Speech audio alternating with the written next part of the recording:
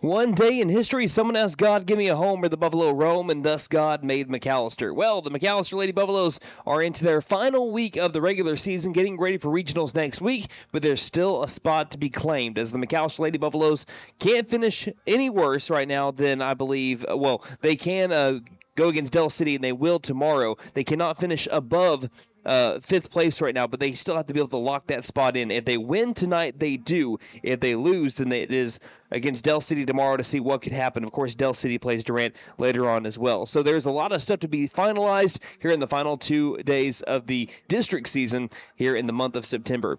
Again, welcome to Mike Deek Field in McAlester, Oklahoma, the site of today's district matchup between the Shawnee Lady Wolves and your McAlester Lady Buffaloes. I'm your voice of the Lady Buffaloes, Brandon Green, coming to you live on KNED, 1150 AM, 98.3 FM, the KNED app, as well as video streaming on the McAlester Radio YouTube channel. Join alongside Nate Brown as we are getting ready for this district matchup. Now, McAlester, they are 4-19 on the year, and since we last called them a week ago in their loss to the Durant Lady Lions in a no-hit fashion, they went to the Tahlequah Festival where they lost to Sand Springs 9-1 and then to a good Hilldale team as well, 8-0. So things have not been easy for the McAlester Lady Buffaloes since they last beat Tishomingo. That was their last win, and that came on September 13th. They won 5-3 against a team that beat Durant twice that McAlester could not beat this season.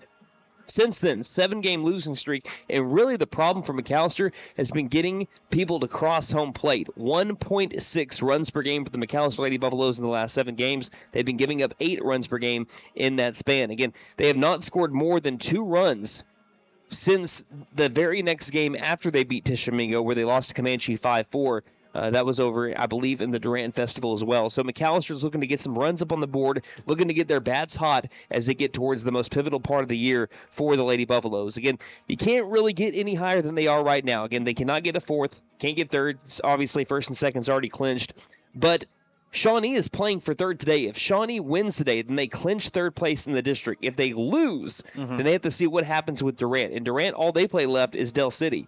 So Durant has one more district game left. So does Shawnee. If Shawnee wins, then they don't have to worry about what happens with Durant. But Durant's playing the worst team in the district right now in Del City. So if you're Shawnee, you know that this is your chance to go and claim it. Of course, though, McAlester, again, last year they went 1-18. That one win, guess who?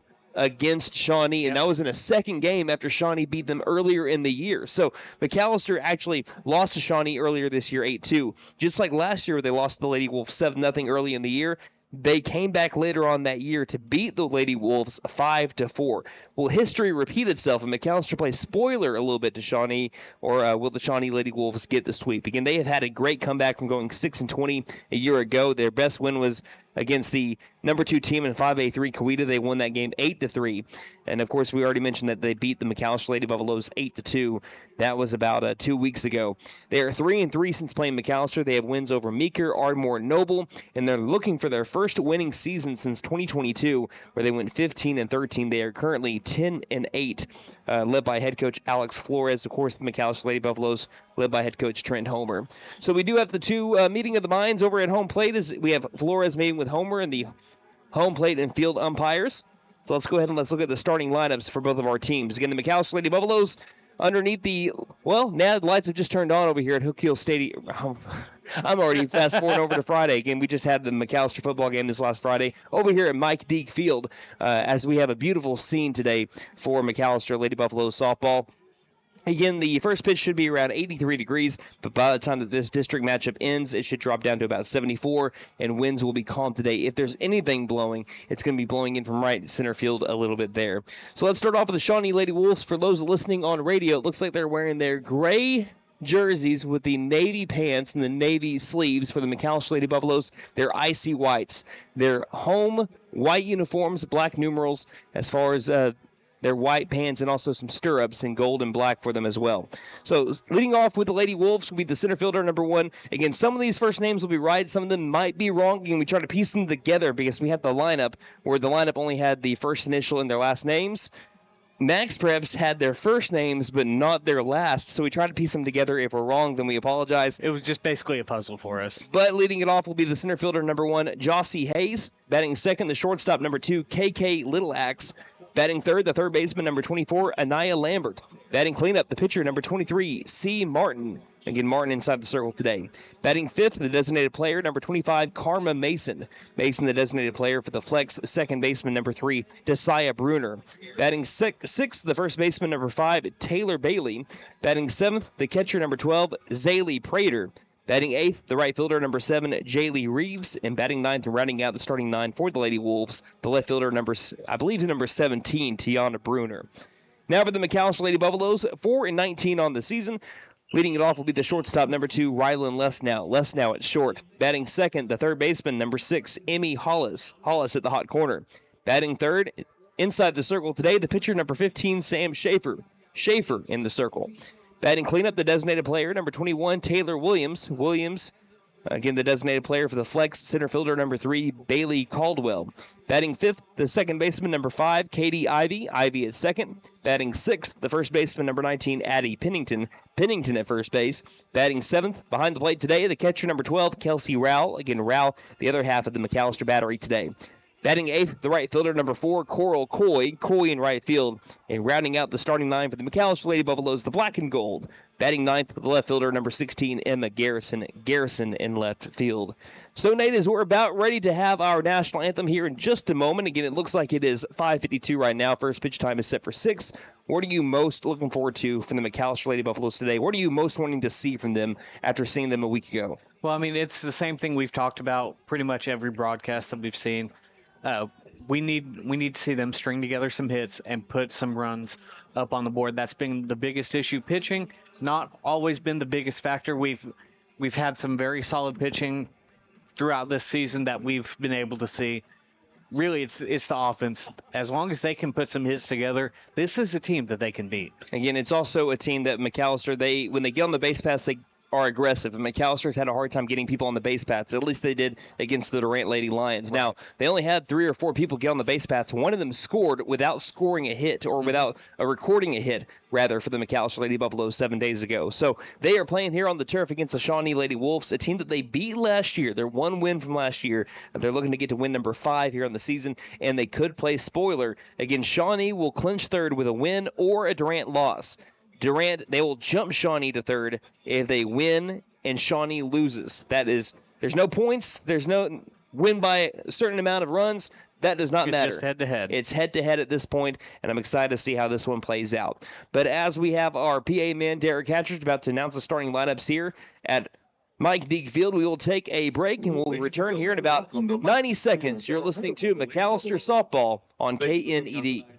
Prime Structures is your local manufacturer of portable buildings. From storage sheds, portable garages, and portable barns to custom builds such as chicken coops and greenhouses. Prime Structures is the only one who builds their buildings here in McAlester using local resources and local labor. They also offer metal carports, RV covers, and metal garages. Local ownership with buildings built in McAlester means factory direct pricing for the customer, saving you money. Free local delivery is also provided. Prime Structures in McAlester, locally owned by Brent and Alicia Case at 1702 South George 9 Expressway, 918-525-4101. See us on Facebook and Instagram. Hey guys, it's Sam from Sam Wampler's Freedom Ford in McAlester and Eufaula. With 2 locations to choose from, we have close to 200 vehicles on the ground and coming in. And with vehicles starting at $29.95, we have something for everyone. And if you need parts or service, we are loading up at both locations to serve you better. Plus, with our mobile service van and our pickup and delivery, we can help you with sales and service no matter where you are. So come see us at Sam Wampler's Freedom Ford in McAlester and Eufaula and let us make it happen for you. Loftus Furniture of McAlester, a proud sponsor of Lady Buffalo Athletics, a family-owned business supporting our McAlester High School sports. Loftus Furniture, 4th-generation business with deep roots in Southeast Oklahoma. One of Southeast Oklahoma's largest furniture stores. 700 East Carl Albert Parkway. The right time, the right place, the right price.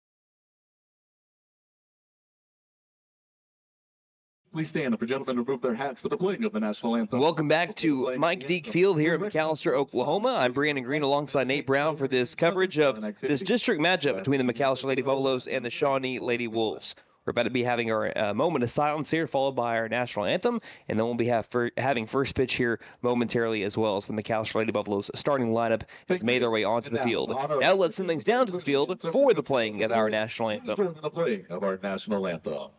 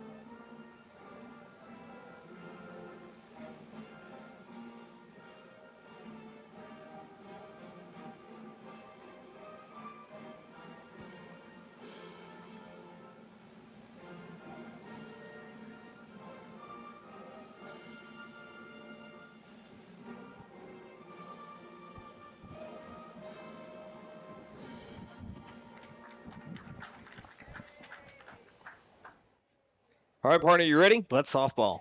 All right, the McAlester Lady Buffaloes looking to get into the win column for the 5th time this season. They have taken the field. Let's look around the diamond for the black and gold today. So, starting off with the right side of the field, we have the infielders, first baseman Pennington. At second, Ivy. Lesnow at short, Hollis at third. In the outfield from left to right, you have Garrison in left, Caldwell in center, and Coy in right. In the battery for the Lady Buffaloes, behind the plate, Kelsey Rowell, and inside the circle, you have number 15, Sam Schaefer, who again had the start against the Durant Lady Lions a week ago, and it wasn't that she wasn't filling the zone. I think she only gave up 2 free passes.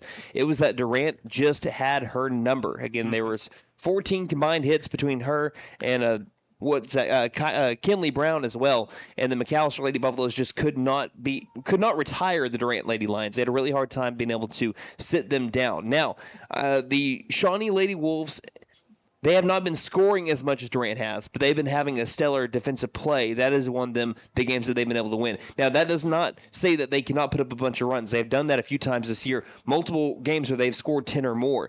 But the McAlester Lady Buffaloes might have a better time. I would say you're more inclined to maybe having a lower scoring game in this one as compared to what you saw against Durant last week. So we're about to have your first pitch. Again, you have Jossie Hayes, the lefty, in the box. Schaefer is ready. She delivers the first pitch of the ball game, and it'll be a fastball outside corner, called strike one, and it's softball time here in the Heartland. 5:59 first pitch time tonight. Here's the 0-1 pitch from the righty Schaefer that's lobbed over towards right center field, and it will one-hop into the right fielder, Coy. And it is a leadoff single here for the Shawnee Lady Wolves. And that was just the problem that McAlester had last week. Again, it was 14 hits for the Durant Lady Lions to none for the McAlester Lady Buffaloes in a 12-1 loss in 5 innings. And now Shawnee trying to string together some hits here in the first. That brings up KK Little Axe, the righty. The pitch, runner takes off for second, and it's a successful bunt. Pennington Fields throws to first base. Ivy was covering for the successful out, but it's also a successful sac bunt for Little Axe. 1 down, runner at second base. Lambert. No score for Anaya Lambert. The old 3-4 sac bunt. Lambert, the third baseman, number 24 on her back. Slightly open stance for the righty, and the pitch. Off speed. Nice pitch from Schaefer. Fills the zone without a swing. Count 0-1. That's what's going to have Schaefer be effective today. I think mixing up her pitches a little bit more. Here's the 0-1. Goes back to the fastball. Inner half called strike 2. Schaefer wants the ball quickly. She'll toe the rubber and try to sit down the 3-hole batter, Anaya Lambert, who's trying to give the Lady Wolves an early lead. The 0-2 from Schaefer. Off speed. Swing and a miss for strike 3. Had her waiting, but she found nothing but air. Out number 2. Definitely wasn't looking for the off speed there. Good morning, good afternoon, good night. And now Martin will dig into the box, trying to help out her own cause. 2 down with a runner at second. No scoring in the top of the first after a leadoff single from Hayes. Another righty in the lineup, slightly open stance, the pitch from Schaefer. And a nice jump rope there. Like she is trying to jump rope. It was Martin skipping over the softball. And a nice scoop also from behind the plate. Rowell prevented that one from getting to the backstop and advancing the runner an extra 60 feet. Here's the 1-0 from Schaefer. Goes back to the fastball, still hanging low by the ankles, and the count is now 2-0. This one a little bit further over the plate, but well low. Also, I don't mind the way that she's pitching Martin right now, keeping everything low, nothing that they can drive. 2-0 pitch, off speed. That'll be outside and low as well. 3 balls, no strikes. Again, if you live down low, and also this is one of their best hitters, Martin, now the cleanup spot, you don't want to have her be the one to drive somebody in. Yeah, I think you'd be more than fine giving up a walk here. But she does bring the heater on a belt-high fastball. Moves the count to a hitter's count at 3 balls and 1 strike.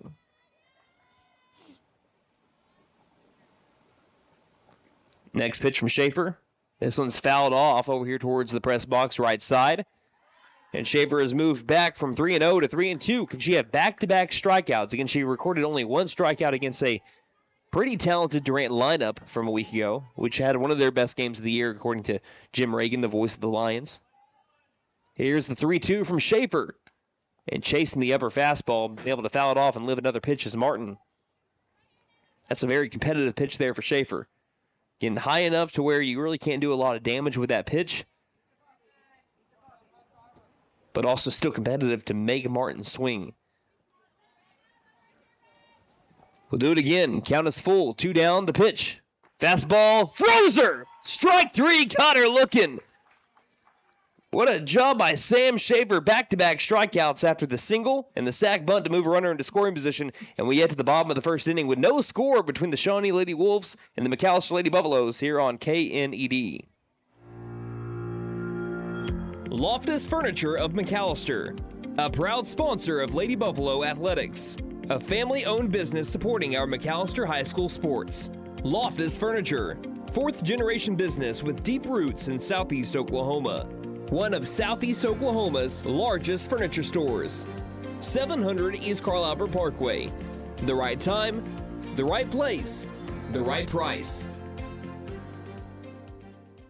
Prime Structures is your local manufacturer of portable buildings. From storage sheds, portable garages, and portable barns to custom builds such as chicken coops and greenhouses. Prime Structures is the only one who builds their buildings here in McAlester using local resources and local labor. They also offer metal carports, RV covers, and metal garages. Local ownership with buildings built in McAlester means factory direct pricing for the customer, saving you money. Free local delivery is also provided. Prime Structures in McAlester, locally owned by Brent and Alicia Case at 1702 South George 9 Expressway, 918-525-4101. See us on Facebook and Instagram. Great job by Sam Schaefer to keep this game scoreless after a leadoff single by Hayes of the Shawnee Lady Wolves. Now let's look around the diamond for Shawnee as Rylan Lesnow will get ready to lead it off for the Lady Buffaloes. So you have Bailey at first, Bruner at second, Little Axe at short, Lambert at third, in the outfield Bruner in left, Hayes in center, Reeves in right. In the battery for Shawnee, you have Prater behind the plate and Martin inside the circle, who is a very talented pitcher for the Shawnee Lady Wolves, and she's been able to help Shawnee to 10 wins this year. So here's the first pitch to Lesnow, and that heater will cross at the knees for strike 1. Man, if she's going to be living there today, that's going to be tough sledding for McAlester.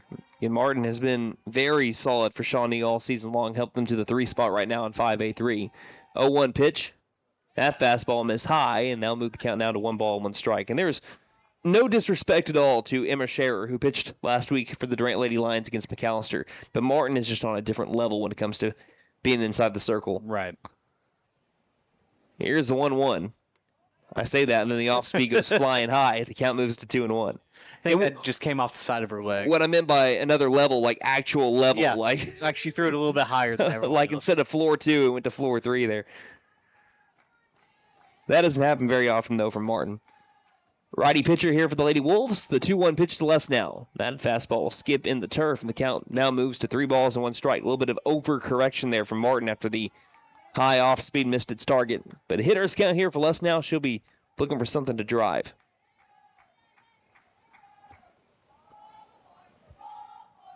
Here's the 3-1. Fastball, and Les now was all over it, but fouls it straight back into the grandstand netting. And the count will move to full with 3 balls and 2 strikes. In bottom of the first inning, no score between the Lady Wolves and the Lady Buffaloes here in a pivotal 5-3 game for both McAlester and Shawnee. 3-2 pitch. Here's a high fly ball, deep left field, riding the line, and it will land foul and running into the netting hard was the left fielder Bruner, and she's a little slow to get up, but she will get up. Now, it's good to see that Bruner's okay. That is a portable fence. You can go ahead and remove it if you'd like to, but over there on the left side, there's a little bit more metal bars behind that to be able to keep that upright and withstand heavy winds. That still hurts, so it's good to see Bruner get back up, and we'll do it again at 3-2. The pitch from Martin. Fastball pops it up. Playable here for the catcher, Prater, going after it, dives, but can't make the catch. And the battle will continue between Martin and Les now.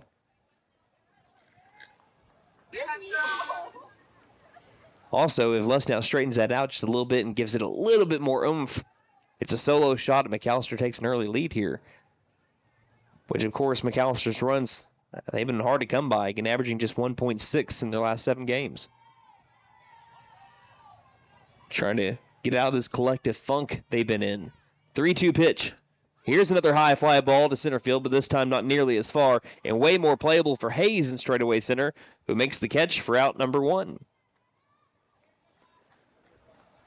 Good battle here for the Lady Buffaloes for Les now, but she goes down on a fly out to center. Bring up the third baseman, number 6, Emmy Hollis. If nothing else, Les now gave her team a good look at what Martin might be bringing in the circle today. Exactly. First pitch to Hollis. Shows bunt, pulls back as that fastball. Did they say she still went around? The home plate umpire said that she still went around, and they want to... What are y'all looking at? I hate to say that, because I don't normally say that. But both the first base umpire and the home plate umpire agree that she did not pull back in time. And that, I just have to say, I think we have a good view of that. I felt like that was way off. Did the same thing there, but they say that time she held off as that one went to the bottom of the turf and into the backstop to move the count to 1-1. And we're having some kind of an issue with the camera, but it looks like it came back on. Sorry about that, folks. Count is 2-0. It froze right as she was as the pitch was coming in. So we had no view of that. 2-0 pitch, fastball, misses inside. Well, we thought it was 2-0. Again, umpires are on a totally different planet than we were on that on that bunt attempt there. The count now is 2-1, not 3-0. Here's the pitch. That fastball is this is a rough start to the game. That fastball is going to be a called strike down by the ankles. And this is a really rough start to the bottom of the first inning here for the umpires, in my opinion. The count now moves to 2-2 on what we thought had been 4 consecutive balls. Pitch from Martin. That one misses high eye level. The scoreboard shows the count at 4-1. And the count is full at 3-2. Hey, usually we give umpires the benefit of the doubt, but we've had some pretty good views of these last 2 strike calls. So here's a foul ball that is going to land harmlessly in the turf over here on the right side. If Prater is the flash, or Bailey would be as well, maybe they could have got to that one, but again, just a little bit too far out of their reach. Count still full at 3-2. A second consecutive at bat here for the Lady Buffaloes against Martin, where the count is full at 3-2.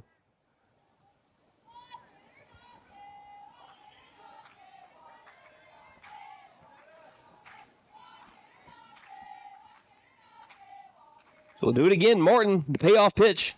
Ground ball left side. Eating up the third baseman, picking it back up as Lambert throws across the diamond, and they said that she came off the bag, and getting there in time is Emmy Hollis. So she'll reach on the air, but again, McAlester, a very athletic team. If you can get someone on the base paths, they can maybe make something happen after that. Number 15. I would very much not be surprised to see this runner take off from first. So an error there to bring up Sam Schaefer. Martin deals the first pitch to Schaefer. Fastball. Will miss outside. That'll be ball one.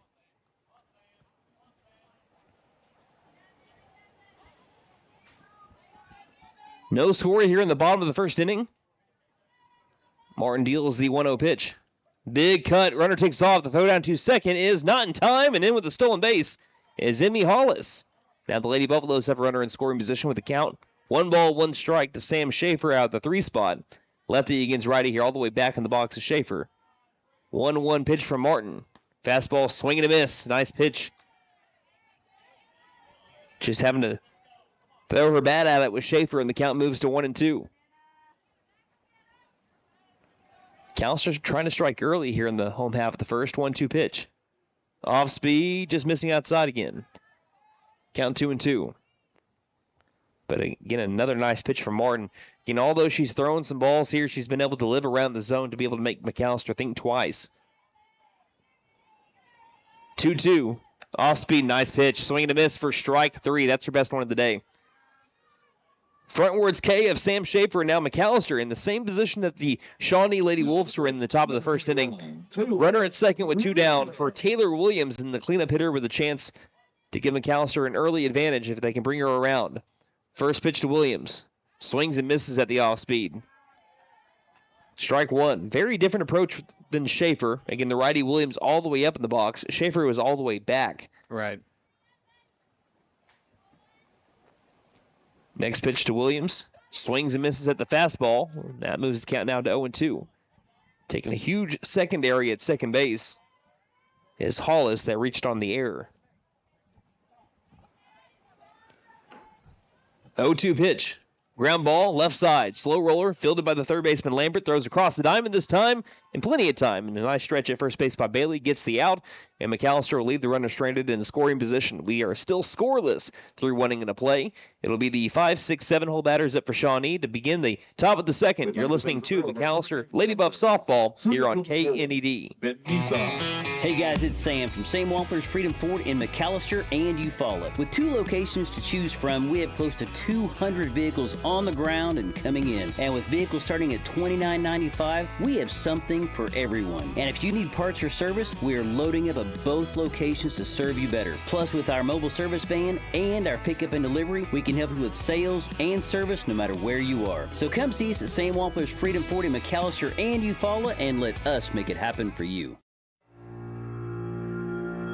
Loftus Furniture of McAlester, a proud sponsor of Lady Buffalo Athletics, a family-owned business supporting our McAlester High School sports.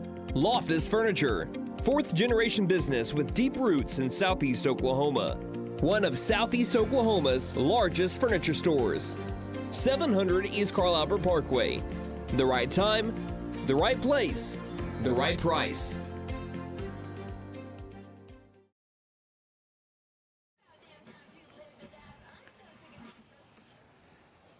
Top of the second inning for the Shawnee Lady Wolves. They're back up at the dish. It's the designated player, number 25, Karma Mason. Here's the first pitch from Schaefer. This will be popped up, playable for the catcher, Roush. You'll watch it land on top of the McAlester baseball logo, the right side, or McAlester Buffalo, whichever one you'd prefer. So that'll be a strike 1 on the first pitch of the second inning.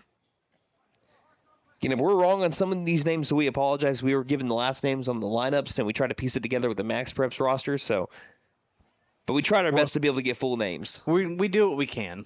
Here's the 0-1 pitch. Off speed is inside for ball 1. 1 ball, 1 strike. Again, there is a little bit of a delayed strike call from behind home plate sometimes, so I have to just wait a little bit to see if that is a called strike. 1-1 pitch. Fastball right by the swinging Karma Mason.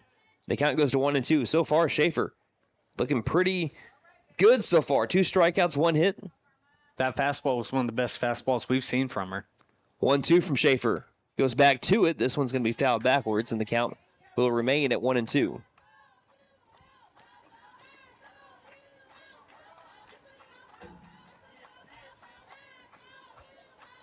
So can it be 3 consecutive strikeouts from Sam Schaefer? That's the question.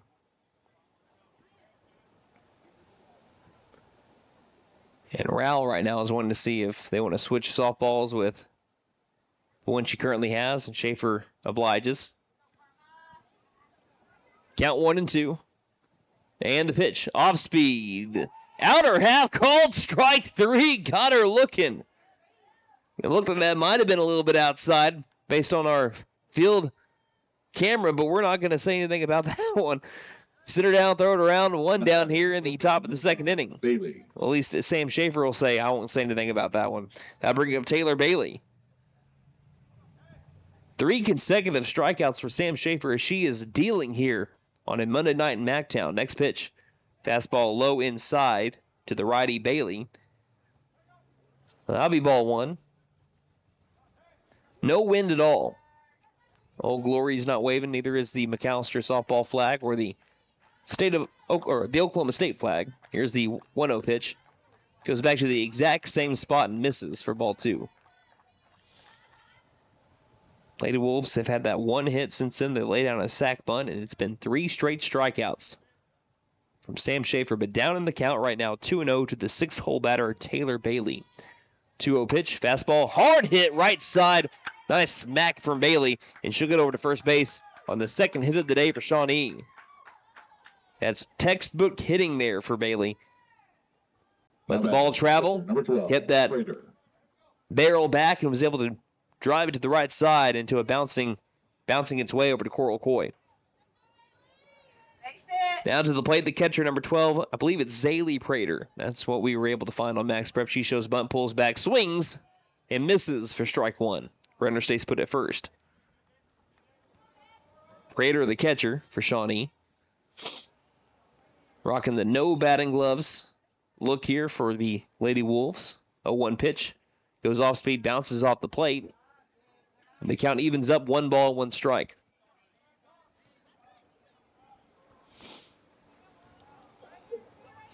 Let us know where you're watching or listening from. We'll let you know where you can tune in at. Here's the 1-1 pitch.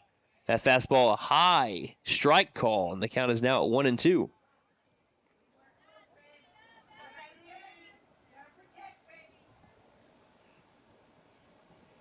Schaefer looking for her 4th K. The 1-2 pitch. Fastball fouled off. We'll do it again at 1-2. But you can let us know on Twitter at Above Sports Radio. We still call it Twitter. We don't call it X. And also you can go to Facebook at facebook.com/McAlester Radio and comment underneath our latest post if you want to be able to check in that way. Schaefer's been ahead of in a lot of counts here. Here it is again, the 1-2 pitch. Off speed. Did not cross over the knees. They say that misses a little bit low, I guess. I'm guessing inside. I'm not able to see inside and outside like Nate can. He's watching the monitors here, so I can just see high and low. The 2-2, ground ball, chance for a double play. Less now. Flips to Ivy for 1. Over to first. Not in time. Throws a little bit late, but they do get the lead runner, and that is now out number 2. Now to the plate, the 6 fielder, number 7, Reeves. For fielder's choice. Brings up the right fielder, number 7, Jaylee Reeves.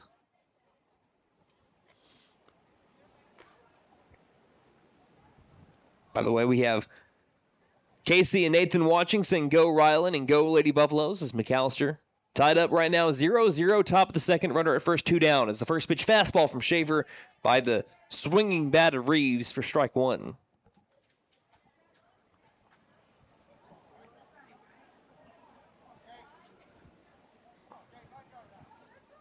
Schaefer continues the 0-1 pitch. That one's fouled backwards, and right now she's got Reeves right where she wants her. Count at 0-2. What I've been really impressed of with Sam Schaefer today is her ability to stay ahead in counts. A lot of 1-2 and 0-2 counts. I know it's just the second inning, but if she can continue to do this, McAlester might look good for the rest of this game. 0-2 pitch. This one's off the handles and rolls right for a foul ball. Runner will have to retreat back over to first base. Also, it'll be interesting to see if Prater tries to take off for second. Count 0-2. Schaefer deals. Runner does take off. The fly ball goes towards center field past the lunging Rylan Luss now. Caldwell throws to third, and it will be not in time. Advancing to second on the throw is Reeves on I believe that was an 0-2 fastball that was lined towards center field just past the outstretched glove and leaping glove of Rylan Luss now. And now Shawnee for the second consecutive inning. Well, this time they have not one but two runners in scoring position at second and third. Left fielder, number 6, Bruner. Brings up the left fielder. We believe this is Tiana Bruner, number 6. 9-hole batter with a chance to be able to give her team the lead. On deck is Hayes, who had a single to start off the game. First pitch, fastball, swing and a miss. Strike one. Boy, you like to see from Schaefer still filling the zone. It's just been some pretty well-placed hits so far for the Lady Wolves. Next pitch, swings and misses for strike two. Big 0-2 pitch coming up. She had Reeves at an 0-2, but gave up the base hit. Here's the 0-2 to Bruner. This one's fouled off. Get on the inner or lower part of the bat. Then we'll do it again at 0-2.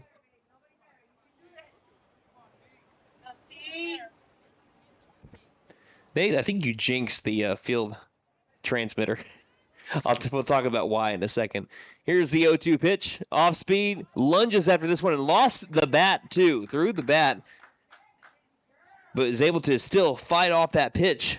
That tough one from Schaefer, and the count will go back to 0-2. What's funny is Nate was mentioning over at the home football game, usually that's where we've been having the problems with the transmitters receivers. Yep. We never have a problem with it here at Mike Deek Field. Didn't have a problem with it last Friday, but we're having a problem with it today. Here's the 0-2. Fastball, swing and a miss for strike three. Strikeout number 4 for Sam Schaefer through 2 innings of play. 4 out of the 6 outs via the K for Schaefer. And now send us to the home half of the second inning. Still scoreless. You're listening to McAlester Softball here on KNED.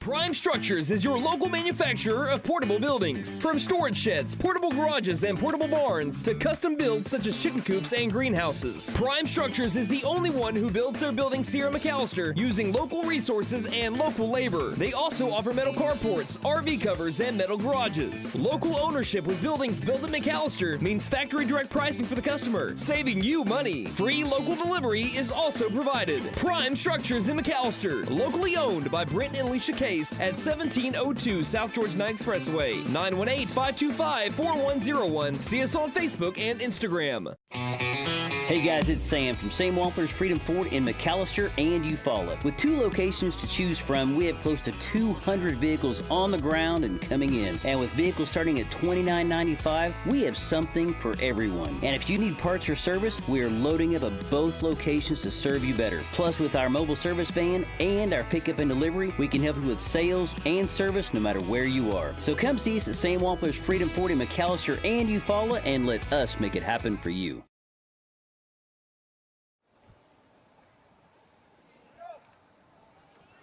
We're back here in McAlester, and through an inning and a half, the McAlester Lady Buffaloes knotted up with the Shawnee Lady Wolves 0-0 in a pitching duel so far. McAlester has given up 3 hits, but also Sam Schaefer has struck out 4 Shawnee batters. Here's the first pitch, a bunt attempt from Katie Ivy that will go to the backstop for strike 1. Again, it's Katie Ivy, Addie Pennington, and Kelsey Rowell, 5, 6, 7-hole batters up for the Lady Buffaloes in this bottom of the second. McAlester fell to Shawnee just a couple of weeks ago. It was 12 days ago. Oh, today's the 29th, isn't it? It's actually 2 weeks to the day ago where they lost 8-2. Next pitch from Martin, ground ball left side. Another chance here for Lambert, and this time perfect again. From one corner to the other, 5-3 ground out. She's already had 3 hit to her. And I bring up Addie Pennington. Now to the plate, the first baseman, number 19, Addie Pennington. Starting to get some shade here across most of the diamond here. Looks like center field and right field still battling with the sun. Here's the first pitch to Pennington. She drives this one towards center field, but straight to the charging Hayes in center for out number 2. I feel like McAlester has had some bad luck when it comes to the plate, the catcher, their hit baseball, or rather hit softball so far. That's a line out to center for Pennington, who best hit ball of the last 2 weeks that we've been able to broadcast for the McAlester Lady Buffaloes. Just straight to Hayes. So 2 up, 2 down. First pitch. Ground ball left side. Another ball for Lambert. Throws to first base. And a nice stretch by Bailey. leads to a quick bottom of the second. 1, 2, 3 go the McAlester Lady Buffaloes on 2 grounded outs to third and a lined out to center. So that will send us to the top of the third. Still scoreless between Shawnee and McAlester here on KNED. Motorsports. Loftus Furniture of McAlester, a proud sponsor of Lady Buffalo Athletics, a family-owned business supporting our McAlester High School sports. Loftus Furniture, 4th-generation business with deep roots in Southeast Oklahoma. One of Southeast Oklahoma's largest furniture stores. 700 East Carl Albert Parkway. The right time, the right place, the right price.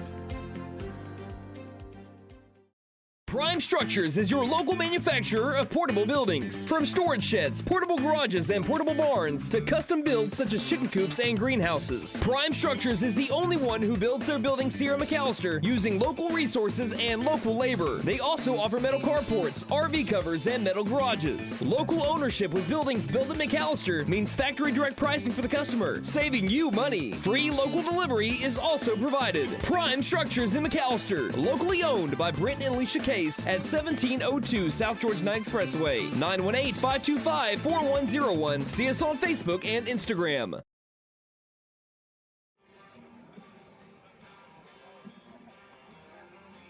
It's the top of the third inning, and we're still scoreless here between the Shawnee Lady Wolves and the McAlester Lady Buffaloes.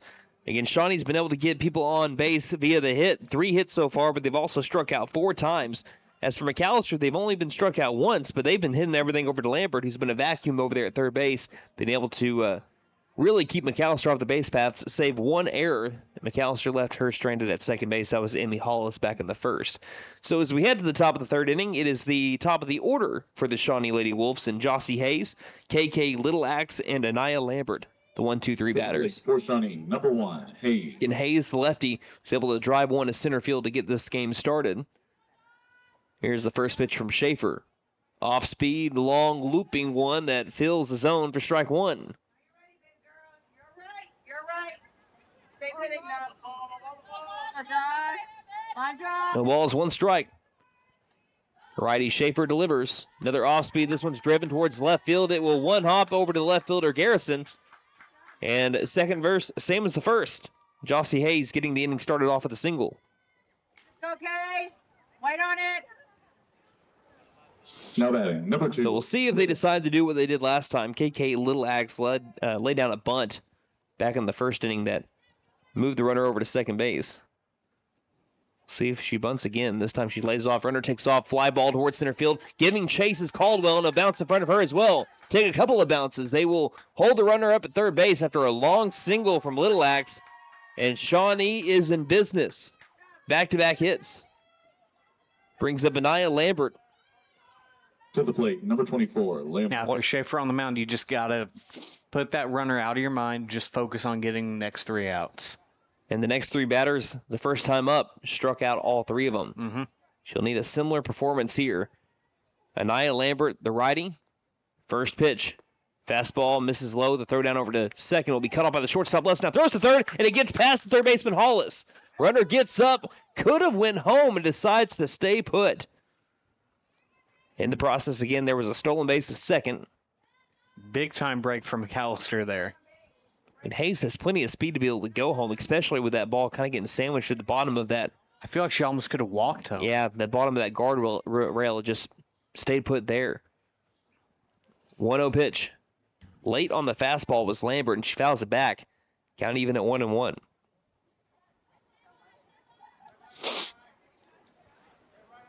In top of the third inning, McAlester in their biggest jam so far. Runners at second and third and nobody out. Schaefer, the 1-1. Off speed, swing and a miss for strike 2. That thing has been working for her today. Been able to be getting a couple of strikeouts with it. Wonder if they go back to the well. I bet they do. Here's the 1-2. No, they don't. Fastball, swing and a miss upstairs and got her chasing for strike 3. Had me guessing. I would have struck out too. Lambert with the first out of the top of the third inning. Now batting, number 23. And it brings up Martin. She struck out looking her first time up. She did strike out on that long looping breaking ball. First pitch Speaking of it, goes with it and misses high for ball 1. Still a lot of work for Schaefer to do if she wants to get out of this one unscathed. 1-0 pitch. Fastball, ground ball, third base side, runners coming home. Instead, Hollis will take the out over at first base. She'll get it, but that'll be an RBI ground out for Martin, and Shawnee takes an early 1-0 lead. I think that was the right choice there by Hollis. Be able to get the out. Don't make it a big inning if you can't get the out at home. Yeah. And also, it was a little bit of a slower ground ball to her. It would have been a tough play with the speedy Hayes charging home. Yeah, just sacrifice that 1 run, take the out, and try to get out of this inning right here. There is a meeting at the circle, and not sure what exactly about something fell off onto the turf. Was it maybe a piece of equipment? I'm not sure. And Coach Homer is going to speak with the home plate umpire, and do they use the PitchCom system? I know that you can use the PitchCom system. I think that might be what it was. But the thing is, the pitcher cannot use the PitchCom system. It's just the catcher that's allowed to use the PitchCom system. So that wouldn't be what that was. I don't know. I was just trying to throw a guess out there. But Homer was pointing to something out in the field. I'm not sure what it was, but we had a little bit of a pause there to be able to fix whatever that was. So there's a runner at third base with 2 down now. And here's the pitch to the new batter. That's a pop-up in the infield, left side, and charging and making the catch by the foul line is the second baseman Ivy for out number 3. So the only thing that the Lady Wolves get after getting runners at second and third and nobody out is an RBI ground out from Martin, and that could have been a whole lot worse for McAllister's defense. They trail 1-0, trying to get that run into that run column as they are down 1-0 with Coral Coy, Emma Garrison, and Rylan Lusnow. Coming up, you're listening to McAlester Softball on KNED. Hey guys, it's Sam from Sam Wampler's Freedom Ford in McAlester and Eufaula. With 2 locations to choose from, we have close to 200 vehicles on the ground and coming in. And with vehicles starting at $29.95, we have something for everyone. And if you need parts or service, we are loading up at both locations to serve you better. Plus, with our mobile service van and our pickup and delivery, we can help you with sales and service no matter where you are. So come see us at Sam Wampler's Freedom Ford in McAlester and Eufaula and let us make it happen for you. Loftus Furniture of McAlester, a proud sponsor of Lady Buffalo Athletics, a family-owned business supporting our McAlester High School sports. Loftus Furniture, 4th-generation business with deep roots in Southeast Oklahoma. One of Southeast Oklahoma's largest furniture stores. 700 East Carl Albert Parkway. The right time, the right place, the right price. Coming to the plate, the right fielder, number 4, Coral. Bottom of the third inning, Shawnee leads 1-0. Here's the first pitch to Coral Coy, who tries to lay down a bunt. And that one rolls to the on-deck batter, Emma Garrison, for strike 1. I don't know what kind of angle that would have been to be able to roll that like that. Had some English after it hit the turf. Yeah, I guess so. Count 0-1. Third baseman Lambert way in over there at third. 0-1, shows bunt again. This time gets it down, and it will ride the line, but again, tail foul, and the count moves now to 0-2. Coy, the right fielder. Emma Garrison is on deck. McAlester down by a lone run. Like I said, runs have kind of been hard to come by for the Lady Buffaloes here in this stretch. As here's a 1-2-3 at bat for Martin. She strikes out Coy on 3 pitches. And gets her backwards K, the second strikeout of the game for Martin. Emma Garrison. Brings to the plate the left fielder, number 16, Emma Garrison. First pitch to Garrison. Swings and fouls this one back to the mitt of Prater for strike 1. So 1 out, nobody on for the Lady Buffaloes. Still without a hit so far. They've been able to put the ball in play, but nothing's been able to find that outfield turf. 0-1. Swing and a miss on the off speed. Looks like the changeup, high changeup for Martin, and the count now moves to 0-2.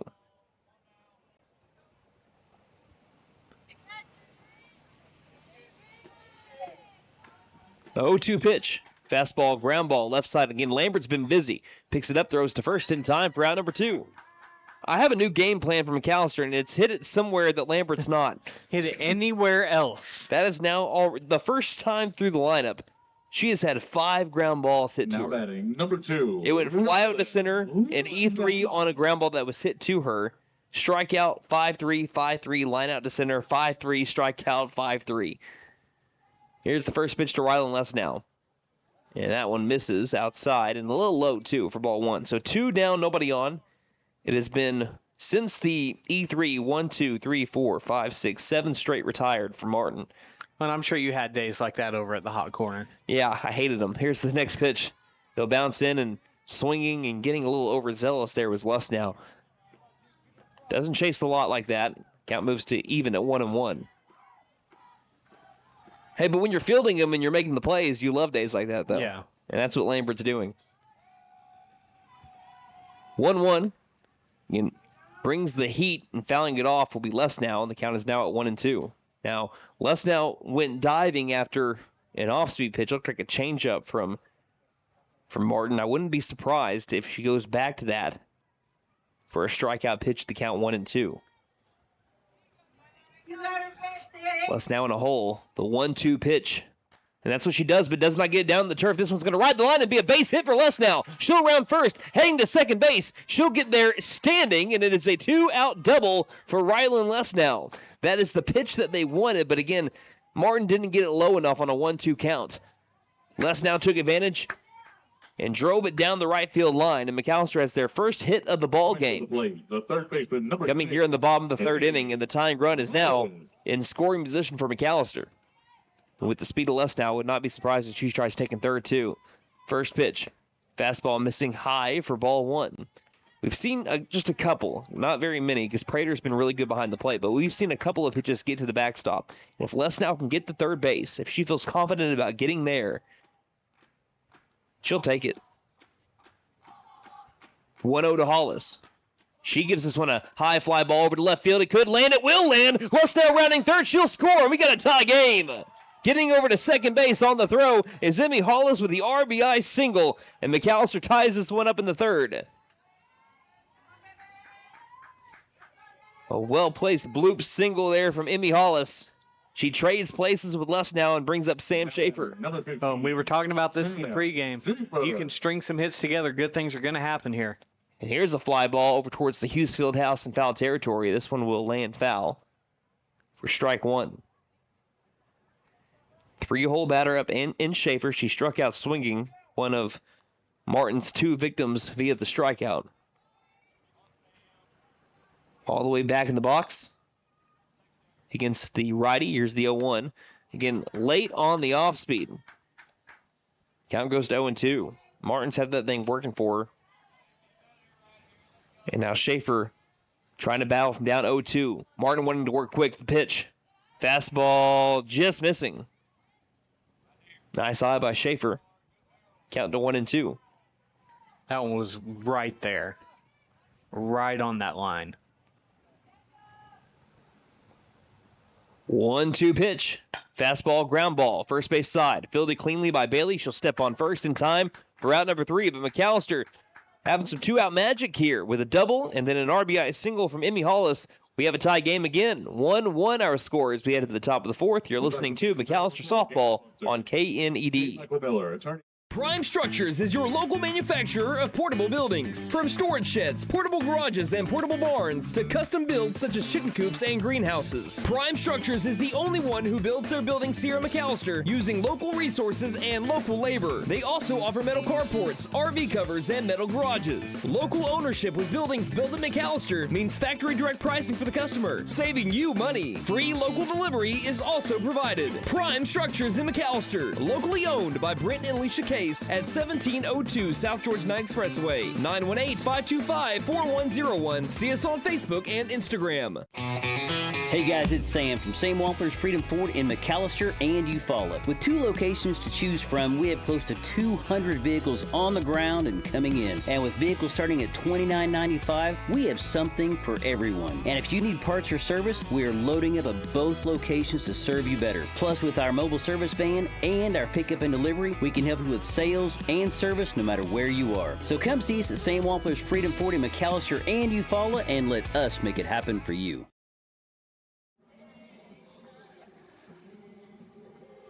It's been a competitive battle so far between the Shawnee Lady Wolves and the McAlester Lady Buffaloes. It's been an instance of whatever you can do, I can do better so far. And both teams trying to one-up each other after each team either has a great defensive inning or is able to score a run. So now as we head to the top of the 4th inning for the Shawnee Lady Wolves, it'll be the 6, 7, 8-hole batters in Taylor Bailey, Zaylee Prater, and Jaylee Reeves, who went 2 for 3 against Schaefer back in the 2nd inning. Here's the first pitch. Fastball that misses up above the letters, that cursive Shawnee font, and the count is at 1-0. Schaefer has looked as good as we've seen her so far this season with 5 strikeouts. Here is the 1-0 pitch. And that one, nice location, but missing a little bit, I believe, outside. And the count will go to 2-0. It was actually low and in. Again, I don't see the monitor like you do. Yeah, no, you're fine. 2-0 pitch. Hard hit ground ball down the third base line, but well foul. Count to 2-1.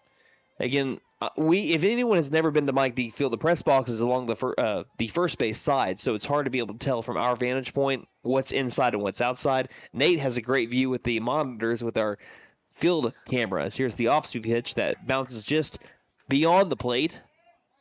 And hitters count here quickly to the leadoff batter, Taylor Bailey, at 3 balls, 1 strike. You can tie game 1-1 here in the top of the 4th. Shawnee trying to clinch a 3 spot in the district today with a win.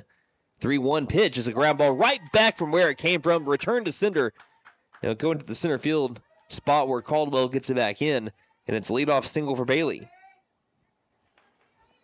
To the plate, number 12, Prater. We've already had a lot of duplicates from their first at-bat. Hayes had a single her first time up, followed it with a single her second. Lambert struck out swinging her first time, struck out swinging her second. And now Bailey, after a single her first time up, singles again. A lot of copy and paste. Here's a bunt attempt that'll be fouled back by Prater. That's strike 1. So what did Prater do in her first at-bat again? 6-4 fielder's choice. I could live with that. You're in a situation where you could see a 6-4 fielder's choice. And it was Bailey that was the force out at second base. All the way up at first base is Pennington. Here's the pitch. Off speed, missing outside. Count at 1-1. Temperature plummeting quickly here as the sun continues to set. Here's the 1-1. Bunt attempt that's fouled backwards. The count will move to 1-2. I say plummeting like it's a polar freeze over here. No, it's a beautiful night for softball. Again, by the time that this game ends, we should see a temperature of around 74 degrees. I know, but the low tonight is in the 60s. Very excited for that. 1-2 pitch. Fastball up and out. 2-2. Yeah, if you're wanting fall weather, we're not technically there unless you're looking at the nighttime areas. And during the daytime, we're looking at a lot of highs in the mid-80s to upper 80s for the next 7 days. 2-2 pitch. Fastball popped up, playable, near the foul line. Chasing out after it is Ivy, but again, no one's fast enough to be able to get to that long foul ball. Count at 2-2. Yeah, I don't think we're too far away from the fall weather, though. I think I heard that we're 10 days away from having the next cold front moving in. That sounds about right. But for the next 7 days, no rain. I like that. You like that when you have to be outside with the equipment a lot? No, I don't like that. 2-2. Here's a fly ball, this time in fair territory, and it will land over towards Caldwell. That's going to be another base hit. Back-to-back singles as Prater got behind in the count, tried bunting the first couple of times, and then Prater says, I like that a lot better. Brings up Jaylee Reeves. So although she's been able to strike out 5 Shawnee Wolves so far, she's also been able to give up a lot of hits. That's 1, 2, 3, 4, 5, 6, 7 hits already for the Shawnee Lady Wolves. First pitch shows bunt. Pops it up. Rao can't get to it. And there's going to be a violation. Interference for the batter as Rao was going out after it to try to make that catch by home plate. Runners will have to stay put at first and second base. Interference. Now, I think the argument here for Alex Flores, if he has an argument, would be that she stayed in the box and she didn't really try to interfere with the catcher herself. Right. Because she's entitled to the box, obviously. Home plate umpire saw it differently, and that's interference on the batter. It doesn't look like Coach Flores is going to argue that too hard. That's a big first out. First pitch, swing and a miss for strike one to Tiana Bruner. Lurking on deck is Jossie Hayes, who is 2 for 2. Runners at first and second with one down in a tie game, 1-1. Double play ball would be beautiful here for the Lady Buffaloes. 0-1 pitch. This one's popped up over towards the sea of concrete. Count moves to 0-2. Don't get to use that too often. No, a.k.a. the parking lot, by the way.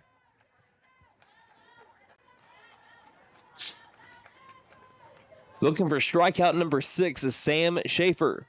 Can she get it? The 0-2. Off speed, missing outside. Nice pitch to try to get the batter to chase. Count to 1-2.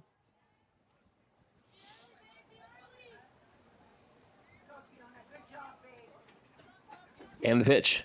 Back to the fastball, swing and a miss for strike 3. That's number 6 for Sam Schaefer. With a big smile, she'll get the ball and go back to the circle. And here's a big at-bat in this game. Jossie Hayes, who is 2 for 2, has not been retired yet. Runners at first and second with 2 down. First pitch to the lefty. Hitter. And a hitter, he'll load the bases. Ran in on the lefty, and now we have the bases juiced for the Shawnee Lady Wolves. The first free pass given up from Schaefer today. KK Little Axe will come up. She has laid down a sack bunt and singled today. Okay. 1-1 the score, top of the fourth, the pitch from Schaefer. Off speed in there, strike 1. I don't think Schaefer's been in a 3-ball count so far today. She did. It was like maybe once or twice. 0-1. Back to the well. That one is low, and the count is 1-1. They're going with that long looping breaking ball to try to get Little Axe to maybe pop something up and get underneath it. Here's the 1-1 pitch. Back to the fastball, and she was chasing. After seeing those long breaking balls, the ones that take a little while to get towards the catcher, Rao, Coach Homer and everyone over on the third base side said, let's rev this thing up. The 1-2 pitch. Back to the off speed. This one's lined to left field and a one hop into Garrison. One run is going to score the throw to third base. And diving back in is the runner. That was Zaylee Prater.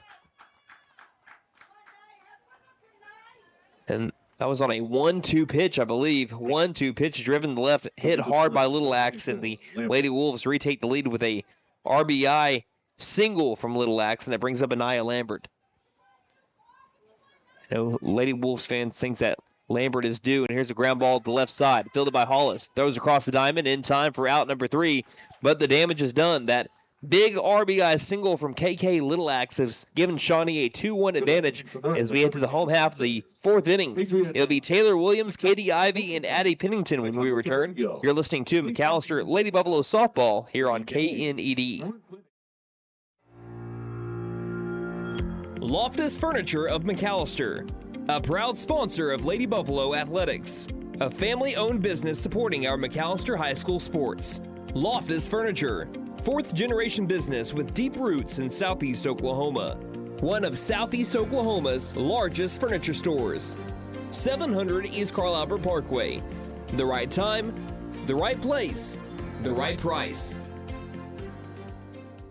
Prime Structures is your local manufacturer of portable buildings. From storage sheds, portable garages, and portable barns to custom builds such as chicken coops and greenhouses. Prime Structures is the only one who builds their buildings here in McAlester using local resources and local labor. They also offer metal carports, RV covers, and metal garages. Local ownership with buildings built in McAlester means factory direct pricing for the customer, saving you money. Free local delivery is also provided. Prime Structures in McAlester, locally owned by Brent and Alicia Case. base at 1702 South Georgia 9 Expressway, 918-525-4101. See us on Facebook and Instagram.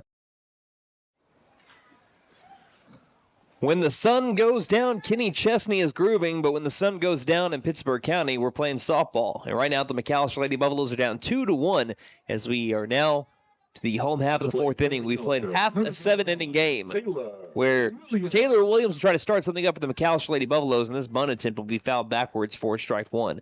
And Coach Homer over at third base trying to tell her to keep that bat head up. Every time you dip that bat head, there's a better chance for there to be a pop-up and easy out. Mm-hmm. After the show of the bunt, Lambert's not at third base anymore. We do have a new third baseman. I'll get to that in a moment. Here's the 0-1 pitch. Showing the bunt and then pulling back to swing at the off-speed was Williams, and the count quickly to 0-2. Lambert not at third anymore. And they don't have numbers on the front of the jersey. So I'll have to wait to see when she turns. 0-2 pitch. Chopper, the third base side. Looks like that's number 6, as it's a foul ball. So Tiana Bruner has moved her way from left field to third base. Okay. Then we're going to have to... Here's the puzzle. We have to go around the diamond to see who filled in where.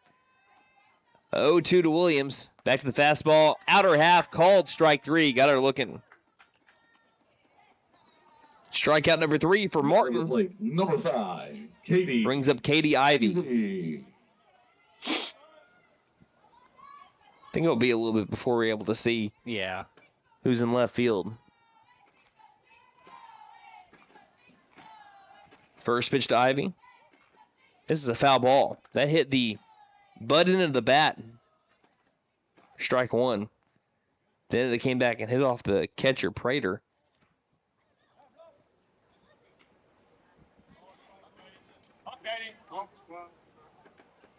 See, Desai Bruner still over at second base. Here's the 1-0 pitch, or rather the 0-1 pitch. That will miss low, and the count is now at 1-1.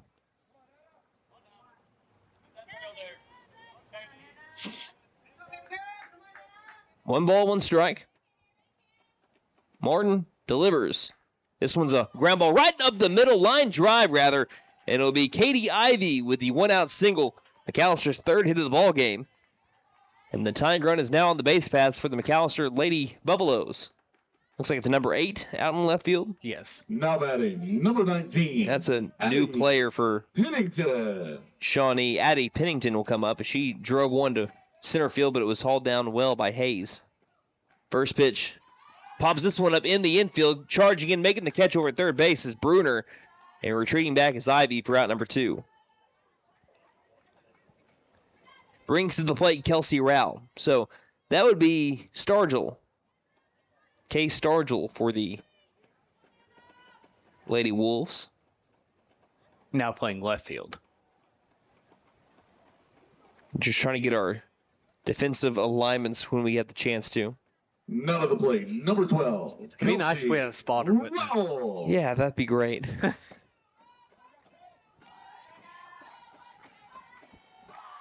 First pitch. Rao will watch this one miss high for ball 1. I know they'd love to get Ivy over into scoring position. Obviously, who wouldn't? I'd like to bring her home, too. Yeah, that'd be nice. 1-0. Going fishing as this one's grounded to the third base side and foul. She nearly scooped that one off the turf to be able to dribble that one to the third base side. Count even at 1-1. Despite Martin and her repertoire of pitches and her lively fastball, McAllister's been able to see her pretty well today, being able to put the ball in play. And funny enough, ahead of a lot of pitches. Here's the 1-1. Fastball in the zone, and that'll be strike 2. That's one thing I did not expect from McAllister today, is to be ahead of a lot of these fastballs. Right. To be able to drive them all to the left side instead of to the right. Didn't think they'd be pulling Martin a lot today. 1-2. This is a swing and a miss for strike 3, and Shawnee will maintain the lead as she strikes out Kelsey Rao to end the bottom of the fourth inning. After 4 innings to play, the McAlester Lady Buffaloes trail Shawnee 2-1 as we head to the top of the 5th. Up for Shawnee will be the 4, 5, 6 hole batters, the middle of the order. You're listening to McAlester Lady Buffaloes softball on KNED. Hey guys, it's Sam from Sam Wampler's Freedom Ford in McAlester and Eufaula. With 2 locations to choose from, we have close to 200 vehicles on the ground and coming in. And with vehicles starting at $29.95, we have something for everyone. And if you need parts or service, we are loading up at both locations to serve you better. Plus, with our mobile service van and our pickup and delivery, we can help you with sales and service no matter where you are. So come see us at Sam Wampler's Freedom Ford in McAlester and Eufaula and let us make it happen for you. Loftus Furniture of McAlester, a proud sponsor of Lady Buffalo Athletics, a family-owned business supporting our McAlester High School sports. Loftus Furniture, 4th-generation business with deep roots in Southeast Oklahoma. One of Southeast Oklahoma's largest furniture stores. 700 East Carl Albert Parkway. The right time, the right place, the right price.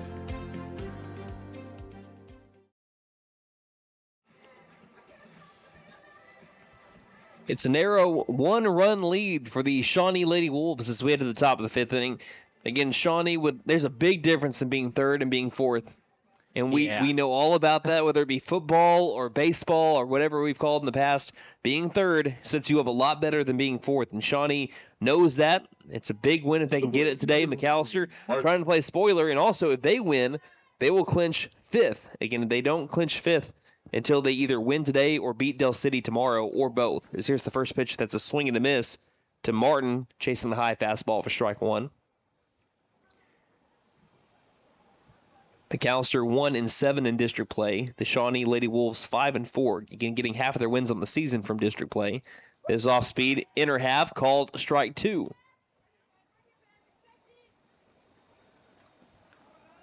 Despite the 9 hits, only 2 runs are scored for Shawnee today. 0-2 pitch. Ground ball up the middle. Ivy ranges over to make the play. Throws over to first base. It's high. Can't make the play. Running over to second now.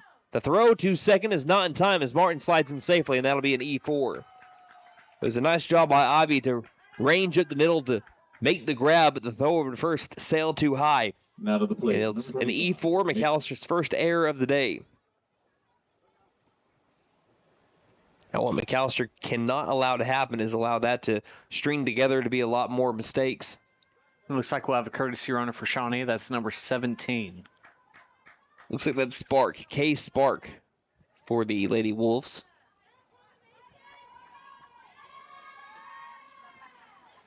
Brings up Karma Mason, who's 0 for 2. First pitch to Mason. Fastball right at the knees, strike 1. Runner in scoring position for Shawnee, up 2-1 over the Lady Buffaloes, looking to extend their lead in the top half of the 5th. 0-1 pitch. Off speed, this time crossing the letters. Count to 0-2.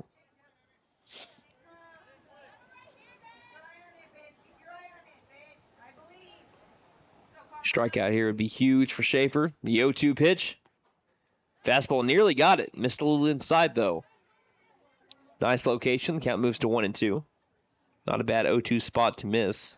Trying to get Mason to chase. Good eye by Karma. 1-2 pitch. This one bounces in front of the plate, and the count now from 0-2 to 2-2. No, Karma is not the guy on the Chiefs. She plays for the Lady Wolves. I knew you were going to make that joke somewhere in here. 2-2. Fastball this time caught the corner of the zone. Painted the black for strike 3. Backwards K to Karma Mason. And I'll be out number 1. Brings up Taylor Bailey, who's 2 for 2 today. McAlester trying to retire her for the first time today. Runner at second with 1 down. Shawnee with a 2-1 advantage. And in this pitcher stool between Schaefer and Martin, every run counts, or matters even that much more. It's the first pitch. It catches the top of the zone for strike 1. Count 0-1 to Bailey. Some games that you play, you feel like a 5-run advantage is not enough. Here's the 0-1. Here's a high hit fly ball left field, deep left field, and it's over the left fielder's head of Garrison. That'll score a run, and Bailey has been on fire for the Lady Wolves. RBI double, and the Lady Wolves now lead 3-1. And I was just about to say, some games you feel like a 5-run lead is nothing. And then there's some games like today where a 2-run lead sometimes feels insurmountable. Right. And right now, McAlester giving up a run in back-to-back innings, the 3rd, 4th, and 5th. And Bailey, though, she's been so good out of the 6th spot, and she's been able to set up the Lady Wolves to 2 of their runs so far. So here's a pop-up into foul territory. Looks like it's going to land on top of the press box, and it does so. That'll be strike 1. It actually rolled off right in front of us. You can make that catch? I don't think so. I'd have to face through the wall. I think if broadcasters make catches like for their team, they should count as an out. Here's a ground ball left side, past the diving glove of Hollis, and that'll be another base hit for the Shawnee Lady Wolves. Well, and going back to what you were just talking about, pretty sure the Savannah Bananas added that to their rules. What if their broadcaster catches Well, the fan, if a fan. Oh, that's catches right. it. To the plate, number 7, Reeves. That brings up Jaylee Reeves. She is 1 for 2, a single, and then she was out on batter's interference. 1 down, runners at the corners. First pitch swings and misses for strike 1. Runner advances to second on a steal there. That's a delayed steal by Prater. And now there's no force out at any bag. Count 0-1. The pitch, fastball missing low, and the count now to 1 ball and 1 strike. 12 hits for the Wolves shown up on the scoreboard. 3 runs to show for it. Could be a lot worse here for the Lady Buffaloes. They need to take advantage as the 1-1 pitch is a off speed that swung through and missed. Move the count now to 1-2. Yeah, it is remarkable that McAlester is down only 3-1 despite the 12 hits. They really have to take advantage of the missed opportunities by Shawnee. The 1-2 pitch, off speed that misses low, and the count is now at 2-2. It's a good pitch in that situation. Because they have been swinging at that drop ball here lately.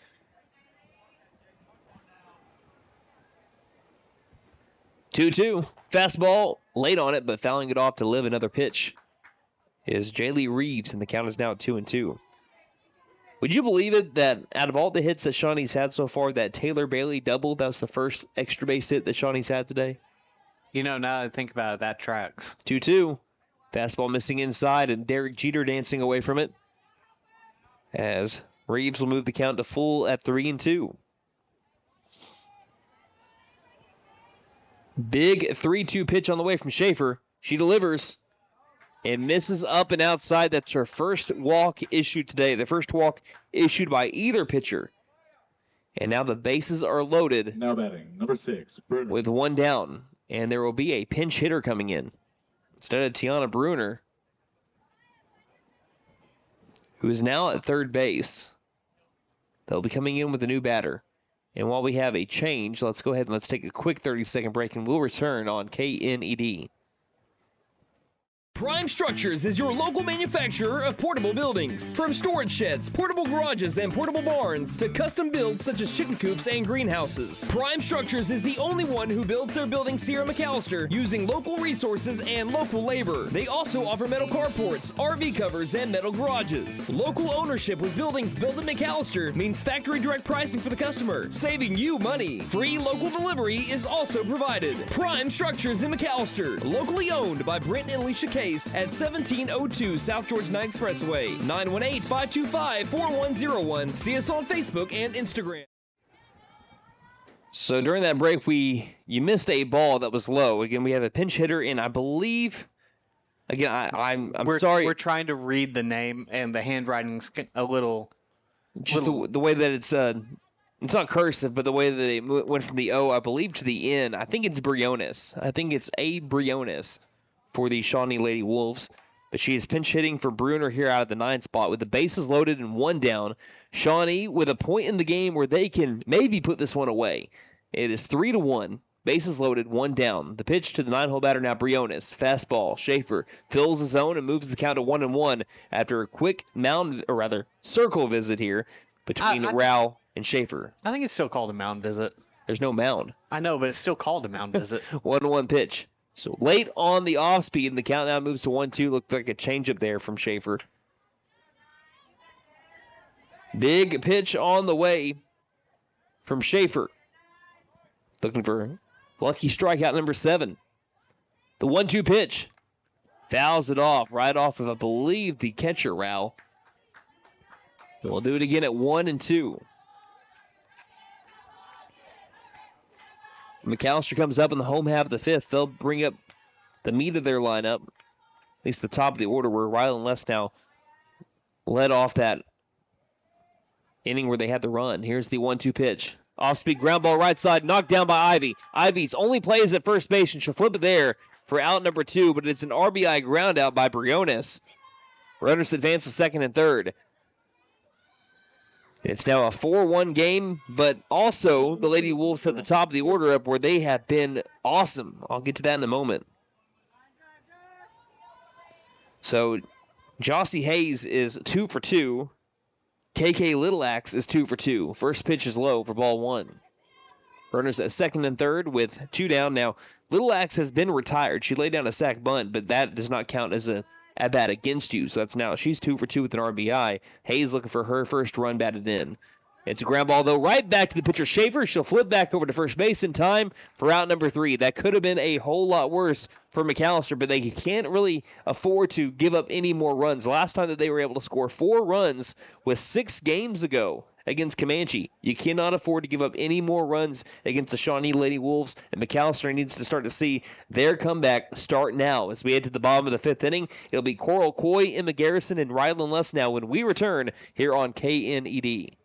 Hey guys, it's Sam from Sam Wampler's Freedom Ford in McAlester and Eufaula. With 2 locations to choose from, we have close to 200 vehicles on the ground and coming in. And with vehicles starting at $29.95, we have something for everyone. And if you need parts or service, we are loading up at both locations to serve you better. Plus, with our mobile service van and our pickup and delivery, we can help you with sales and service no matter where you are. So come see us at Sam Wampler's Freedom Ford in McAlester and Eufaula and let us make it happen for you. Loftus Furniture of McAlester, a proud sponsor of Lady Buffalo Athletics, a family-owned business supporting our McAlester High School sports. Loftus Furniture, 4th-generation business with deep roots in Southeast Oklahoma. One of Southeast Oklahoma's largest furniture stores. 700 East Carl Albert Parkway. The right time, the right place, the right price.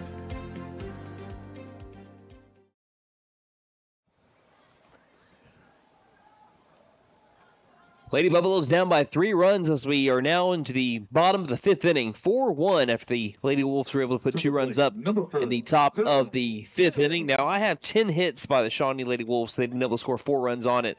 And this time going after the pitch on the bunt attempt was Coral Coy. That'll be strike 1. She would have left that one alone. That would have been a ball. But again, tried getting the bunt down. Martin with 4 strikeouts to her name so far. As this one's chopped at right back over to Martin. Fields it, throws to first base in time, out number 1.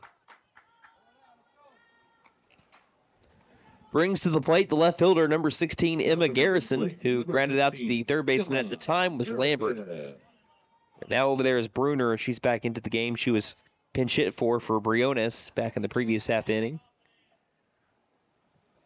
First pitch, line drive up the middle, 9-hole base hit for Emma Garrison. That's a big hit, too. That brings up the top of the order with 1 down.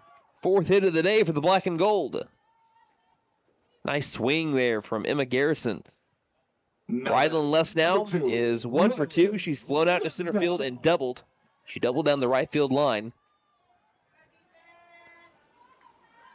First pitch, off speed outside. Ball 1. Emmy Hollis on deck. She's put the ball in play both times and had an RBI single that drove in Less now. That was back in the 3rd inning. 1-0. Ground ball hard hit off the glove of Bruner over, and it will roll into left field. I think this is probably going to go down as a hit, though. How hard that was hit. It had to just stick out her glove right there. It slow rolled into left field. I give that one a hit for Rylan Less now, is my unprofessional opinion here. And that puts runners at first and second, and the tying run comes to the plate in Emmy Hollis, who is 1 for 2 with an RBI single. McAllister's have been able to do the most they can with as little as they've been able to get so far. As the first pitch in there will be a called strike 1 with the fastball from Martin. I say that because that's only the 5th hit of the game for McAllister, yet they've been able to score the 1 run on 3 hits prior. 0-1 pitch. Fastball, and looks like Martin is revving it up a notch. That was right by Hollis for strike 2. Those seem to be the 2 fastest thrown pitches from Martin so far today since the first inning. Yeah, it's like she's picking up velocity here as the game goes on. 0-2, goes off speed and misses low and outside. It's a very tempting pitch to be able to go after, especially when you see those 2 blazing fastballs that she just delivered. Nice job by Emmy Hollis to lay off. Count at 1-2. And the pitch. This one's fouled off over towards the Shawnee dugout. Hollis has been a tough out for Martin so far. The count is at 1-2. She has worked the count full on her and had like a 7 or 8 pitch at bat back in the first inning, and then had that RBI single back in the third. Here we are in the bottom of the 5th with the runners at first and second and 1 down in a 4-1 McAlester deficit. Martin the 1-2. Fastball, nice eye by Hollis. Belt high, but outside, and the count is now at 2-2. Her plate discipline has been great. All the way back in the box, Martin delivers again. And that's a called strike 3 on the drop ball, and that'll be strike 3 out number 2. I say that, and that was just a well-placed pitch from Martin Now to the plate. to be able to change up the timing. Yeah. That was just perfect location. And now McAlester needs to capitalize. Can Schaefer drive in a run? First pitch ground ball down the right field line, and it will be foul. Just a little foul. And I'm looking over here at, I believe that's Coach Ivy at first base, and he just said, that much. That much. Again, if that does get about half a foot more to the left, that not only scores 1 run, I think with the speed of less now, it scores 2. 0-1 pitch. Outer half, called strike 2. Instead of a 4-3 game, though, we're looking at the score at 4-1 and the count 0-2 on Sam Schaefer. Lefty looking to battle back Martin, trying to keep him off the scoreboard. The pitch. Missing outside, and Schaefer watch the count to go to 1-2. Garrison at second base, Les now at first.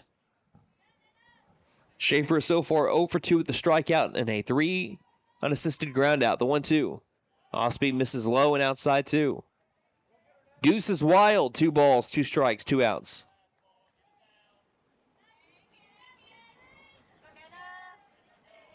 Martin deals again. Fastball outside. Ball 3. Martin has not walked somebody today. Not a single free pass given up. The defense has given up 1 on an error back in the first. But here's the payoff for Martin. Ground ball, right side. Charging into second baseman, bobbles it, goes into the outfield. Rounding third is Garrison. Here's the throw to the plate, and it's not in time. Let's now going to third, and it is scooped up by the third baseman, Bruner. That was a wide throw, and if it gets past her, it is a 4-3 game. But instead, Bruner saves a run on a little bit of an errant throw from Prater from behind the plate. But an E4 leads to a 4-2 game.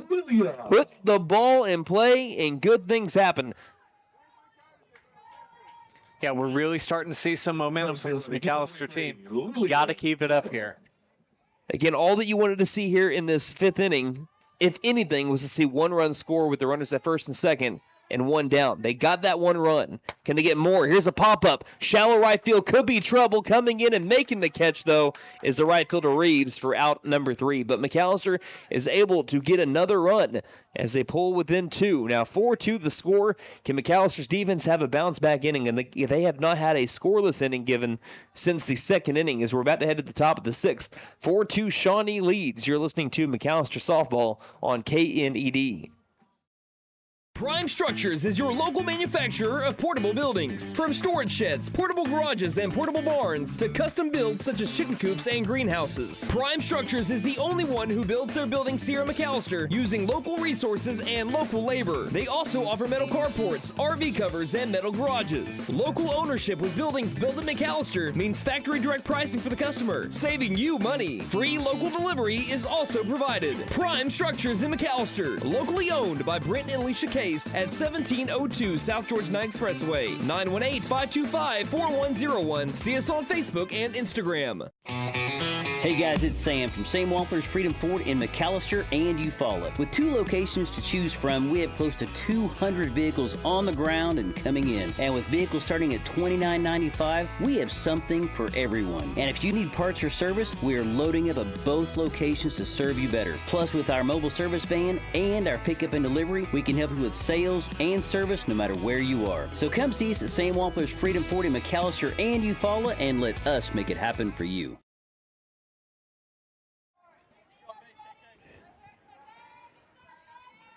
Top of the 6th inning, the Shawnee Lady Wolves lead the McAlester Lady Buffaloes 4-2 after McAlester gets a run back in the bottom of the 5th. First pitch from Schaefer to KK Little Axe will cross at the knees for strike 1. Again, McAlester is desperately needing a 0 in the Wolves column here in the 6th. Here's an off-speed ground ball third base side, fielded well by Hollis. Throws it wide left to Pennington, and that's going to be another error for McAlester. That's not the way to start off this inning. He's now rounding second and going over to third will be Little Axe easily. On the routine ground ball, again, it just went to the left of Pennington on the errant throw from Hollis. Exactly what McAlester did not need.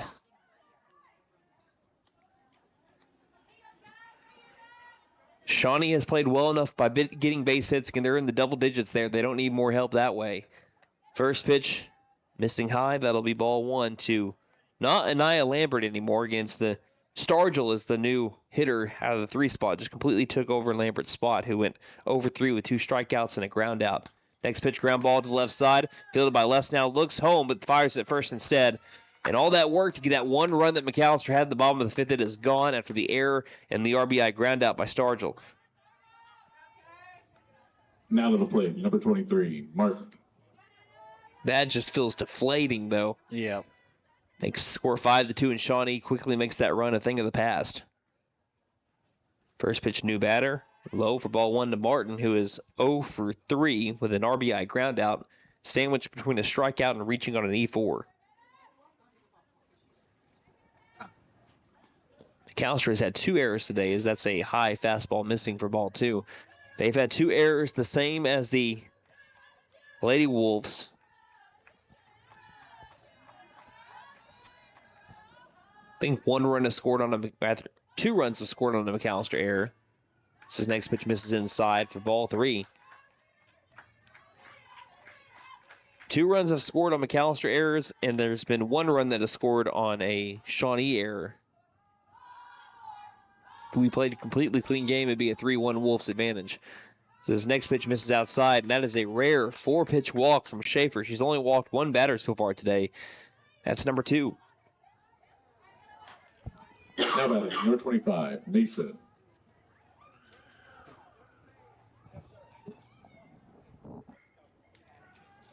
Courtesy running, number 17, Spark. So Spark, courtesy running now for Martin, the pitcher. Brings to the plate Karma Mason, who's 0 for 3 with 2 strikeouts. First pitch missing low, ball 1.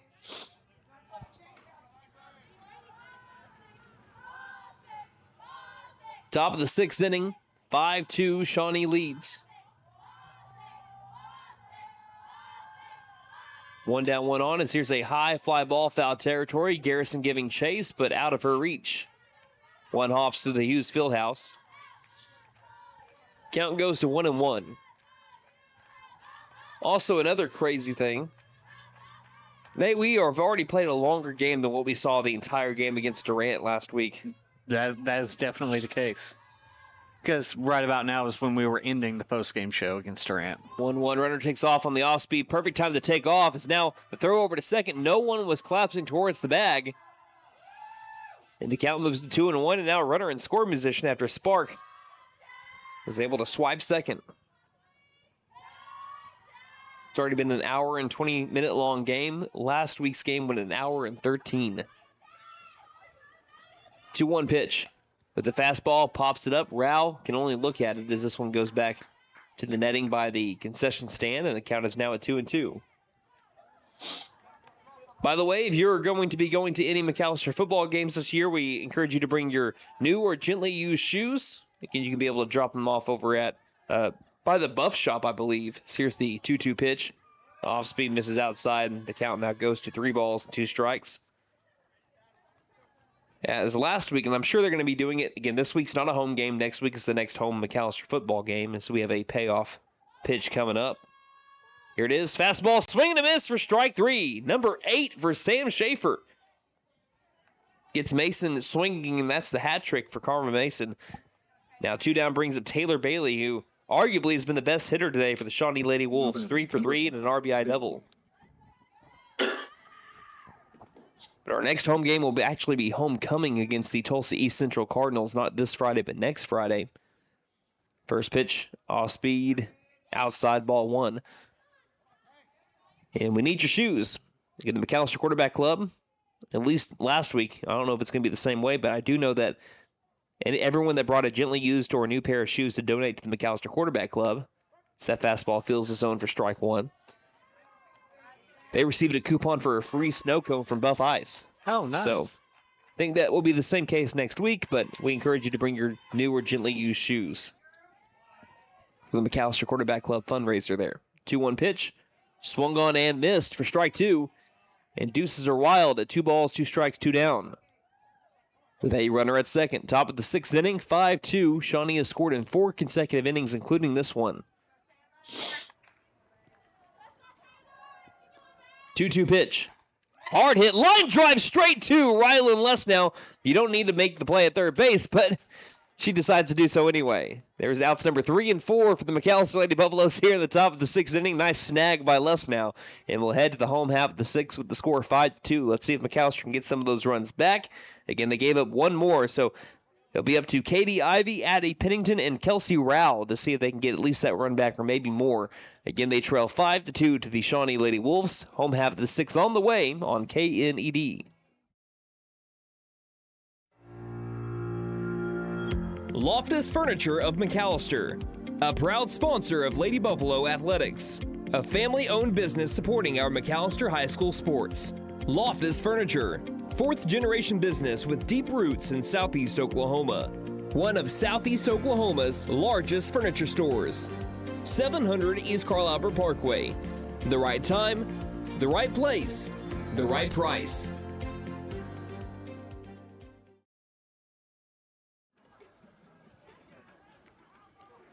Bottom of the 6th inning, McAllister's down to their final 6 outs. They're riding a 7-game losing streak right now.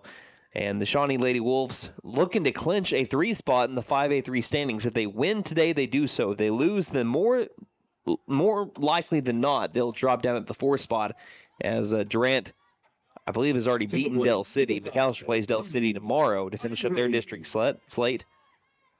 5-2 is the score. Here's the first pitch to Katie Ivy. The fastball is in there for strike 1. Ivy is 1 for 2 today with a ground out to third and a single. This broadcast brought to you by Prime Structures, Portable Buildings, and more, Sam Wampler's Freedom Ford, and Loftus Furniture of McAlester. Here's the 0-1 from Martin. Goes with that drop ball in its perfect location. She's been getting better as the game has gone along. The count goes to 0-2. Yeah, I think she's really starting to feel it now. After she got the runners at first and second, man, she a little bit more precise, even though she hasn't walked anybody. The 0-2 pitch. Misses low with a fastball for ball 1. I just feel like she's been more locked in. It's weird to say, but I feel like she's been more locked in. When the adversity has come to where people have gotten on base, she's locked in even more. 1-2. Out in front, swinging and missing is Katie Ivy. She's down on strikes for the first time today. McAlester down to their final 5 outs. Now to the plate, number 19, Addie. That is strikeout number 6 for Martin. The 2 pitchers have combined to strike out 14 batters. Addie Pennington has hit the ball hard, really both times she's come up, but just hasn't been able to find the outfield turf yet. And this time she fouls this one off at the plate for strike 1. She has seen 3 pitches now. A line out to center, fly out to third, and now that foul ball. Wow. I think she'll swing it at the first pitch. Hey, and I always did too. My philosophy was if it's there, why not? Unless you've already seen your first 2 batters go down on first pitch. Yeah. 0-1. That one bounces in, and the moves the count now to 1 ball, 1 strike. Rylan Lesnow playing the drums over in the third base dugout, trying to Have a little bit of a spark here, provide a little bit of a spark to the Lady Buffaloes. Get a rally going. 1-1 pitch. Pennington watches the fastball miss low for ball 2. Looks like she's got like a milk cart right there. And she just, I don't know if those are drumsticks. Are those actual drumsticks? They are. They're actual I was drumsticks. gonna say, it looks like it. Who brought drumsticks? I'm going to guess Ryan Lutz now. Counts 2-1. The pitch. Fastball line drive. Foul ball right side. Count even at 2-2.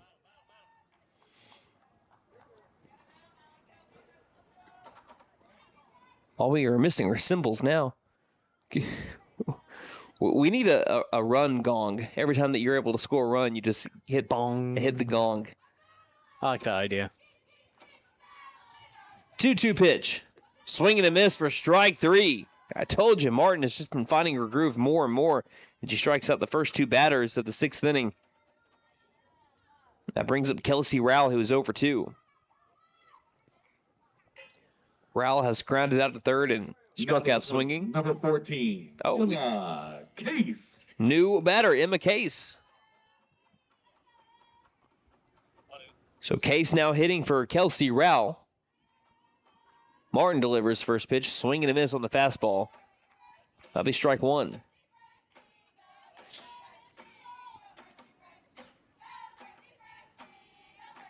And based on the reaction from the McAlester dugout, looks like freshman Emma Case here.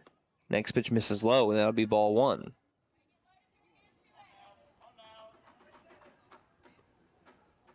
One ball, one strike. McAlester down to their final 4 outs. They will bring the top of the order back up. That's going to happen. Here's the 1-1 pitch. And that drop ball just left the hand awkwardly there of Martin. Missed up and outside. And her follow-through kind of looked a little awkward too. Count now at 2-1. That just happens sometimes. And she even tells her catcher Prater, my bad. 2-1 pitch. Fastball, swing and a miss. Strike 2. 1 pitch away from striking out the side.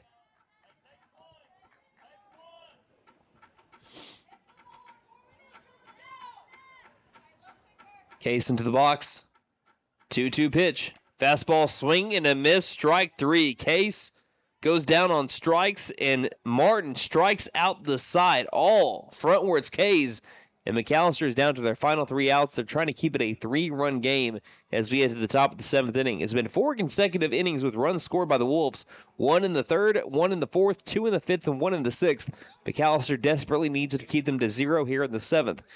Coming up to the plate for the Lady Wolves, it looks like it's going to be the 7, 8, 9 hole batters when we return. You're listening to McAlester Lady Buff Softball on KNED.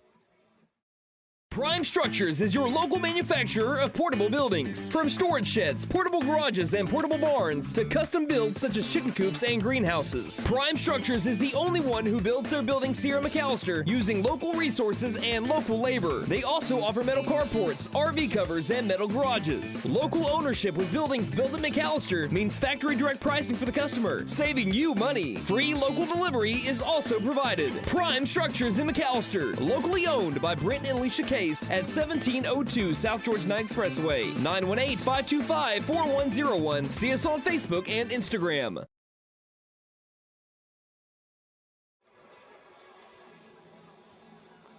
Welcome back to McAlester, Oklahoma, as we enter the final inning of our contest today. The Shawnee Lady Wolves lead 5-2 over the McAlester Lady Buffaloes. Again, it's going to be Shawnee looking to clinch the 3 spot. Now, I can't tell if Rowell has come back into the game at catcher. Again, it's hard to tell because I can't really see that number. If it's not Rowell, it's Case now behind the plate. Again, Case came in to hit for Kelsey Rowell. Yeah, I can't tell. But I cannot tell. The catcher's gear is really blocking any number. I think it is Case behind the plate now. Now batting for Shawnee, number 12, Prater. Either way, Prater is up at the dish. Here's the first pitch to Prater. That misses low for ball 1. 5-2 the score. Shawnee leading. I don't think that's Rowell. Next pitch. Fly ball, shallow center field. It will one hop over towards Caldwell, and it'll be a leadoff single for the Wolves. 3 hits for Zaylee Prater today out of the 7th spot. 3 for 4 day. To the plate, number 7, Reeves. It's 11 hits now for Shawnee today. First pitch to Reeves shows bunt, pulls back, runner takes off, the throw down to second is in time. She got her. What a shot! Was able to nail Zaylee Prater trying to get over to second base. And if that is case, what a right arm. Was able to gun her down, and that'll be out number 1. And it's hard to tell because, like I said, we can't see the number from the catcher's gear. Here's the 1-0 pitch. Ground ball right back to the pitcher, Schaefer. She'll flip the first base in time for out number 2. Couldn't ask for a better 2-pitch sequence there. Now to the plate, number 6, Bruner. And checking back in, Tiana Bruner. Again, Briones hit for her last time. She's 0 for 2. Bruner is with 2 strikeouts. Briones had a 4-3 RBI ground out when she came in and pitch hit for Bruner. First pitch pops it straight up the chute. Straight up the chute and making the catch. The catcher. Again, I hope I can get your right number here. Let's see. I'm still trying to figure out who that was. But again, I don't think it was Rao. I can't tell. Yeah, we'll try to figure it out here in just a little bit. But anyway, the McAlester Lady Buffaloes down to their final 3 outs as the score is 5-2. Ladies and gentlemen, we have a lot. And we will take a 60-second break and return. You're listening to McAlester Lady Buffalo Softball here on KNED. Hey guys, it's Sam from Sam Wampler's Freedom Ford in McAlester and Eufaula. With 2 locations to choose from, we have close to 200 vehicles on the ground and coming in. And with vehicles starting at $29.95, we have something for everyone. And if you need parts or service, we are loading up at both locations to serve you better. Plus, with our mobile service van and our pickup and delivery, we can help you with sales and service no matter where you are. So come see us at Sam Wampler's Freedom Ford in McAlester and Eufaula and let us make it happen for you. Loftus Furniture of McAlester, a proud sponsor of Lady Buffalo Athletics, a family-owned business supporting our McAlester High School sports. Loftus Furniture, 4th-generation business with deep roots in Southeast Oklahoma. One of Southeast Oklahoma's largest furniture stores. 700 East Carl Albert Parkway. The right time, the right place, the right price.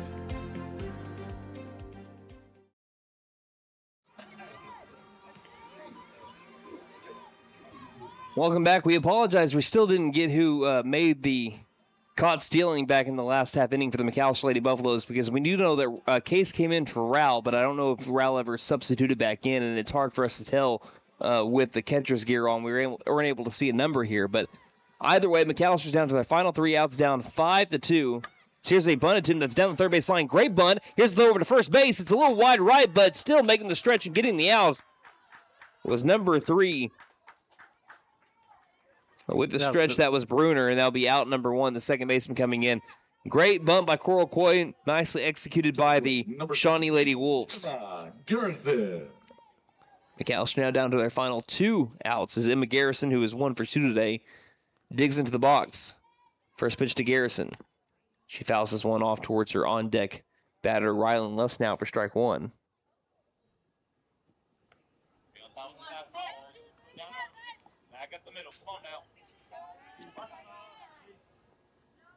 McAlester trailing 5-2. Shawnee 2 outs away from clinching a 3 spot in the district. Here's the top of the bat, a slow roller towards the second baseman Bruner. Fields quick flip over to first base in time for out number 2, and McAlester down to their final out. Brings to the plate Rylan Luss, who's having a good day, 2 for 3 with a double down the right field line in her second at bat. Now to the plate. Needs to start a 2-out rally. Now. First pitch. Bounces in, lays off, ball 1. On deck is Emmy Hollis. She has gone 1 for 3 with an RBI single. And Sam Schaefer is 0 for 3. She's after Hollis as that one misses for ball 2. There's been quite a few counts that Martin's found herself in 3 balls, 2 strikes, but she's not walked anybody today. Yep. 2 over Martin. This one's a high fly ball, right center field, could be the game, and it will be. This one will land. Trying to charge in to make the snow cone catch in center field was Hayes, and that one could not be hauled in, and McAlester lives to fight another batter. Nearly a great shoestring catch by Hayes. Instead, he'll land for the base hit is what we're calling it here. No batting. 3 for 4 day for Rylan Luss now. Brings up Emmy Hollis. First pitch. Fastball taken up for second is Luss now. The throw down 2-2, not in time. Into scoring position goes Luss now. The count at 1-0.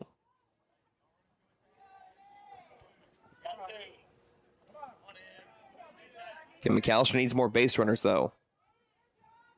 Next pitch. Top of the bat. Roller back to Martin. This should be it. Flip over to first is in time for out number 3, and that is your ball game. McAlester Buffaloes fall to the Shawnee Lady Wolves. 5-2 the final score. Shawnee has clinched the 3 spot, and that will be it for Shawnee. Durant is now at 4. McAlester, they'll have to beat Del City tomorrow by either beat Del City outright tomorrow or lose by, I believe, less than 5 runs to be able to clinch the 5 spot in the 5A3 standings. But regardless, McAlester Lady Buffaloes fall today 5-2. We'll be having some post-game stats and also thoughts when we return. You're listening to McAlester Lady Buff Softball here on KNED. Prime Structures is your local manufacturer of portable buildings. From storage sheds, portable garages, and portable barns to custom builds such as chicken coops and greenhouses. Prime Structures is the only one who builds their buildings here in McAlester using local resources and local labor. They also offer metal carports, RV covers, and metal garages. Local ownership with buildings built at McAlester means factory direct pricing for the customer, saving you money. Free local delivery is also provided. Prime Structures in McAlester, locally owned by Brent and Alicia Case at 1702 South George 9 Expressway, 918-525-4101. See us on Facebook and Instagram. Hey guys, it's Sam from Sam Wampler's Freedom Ford in McAlester and Eufaula. With 2 locations to choose from, we have close to 200 vehicles on the ground and coming in. And with vehicles starting at $29.95, we have something for everyone. And if you need parts or service, we are loading up at both locations to serve you better. Plus, with our mobile service van and our pickup and delivery, we can help you with sales and service no matter where you are. So come see us at Sam Wampler's Freedom Ford in McAlester and Eufaula and let us make it happen for you. Loftus Furniture of McAlester, a proud sponsor of Lady Buffalo Athletics, a family-owned business supporting our McAlester High School sports. Loftus Furniture, 4th-generation business with deep roots in Southeast Oklahoma. One of Southeast Oklahoma's largest furniture stores. 700 East Carl Albert Parkway. The right time, the right place, the right price.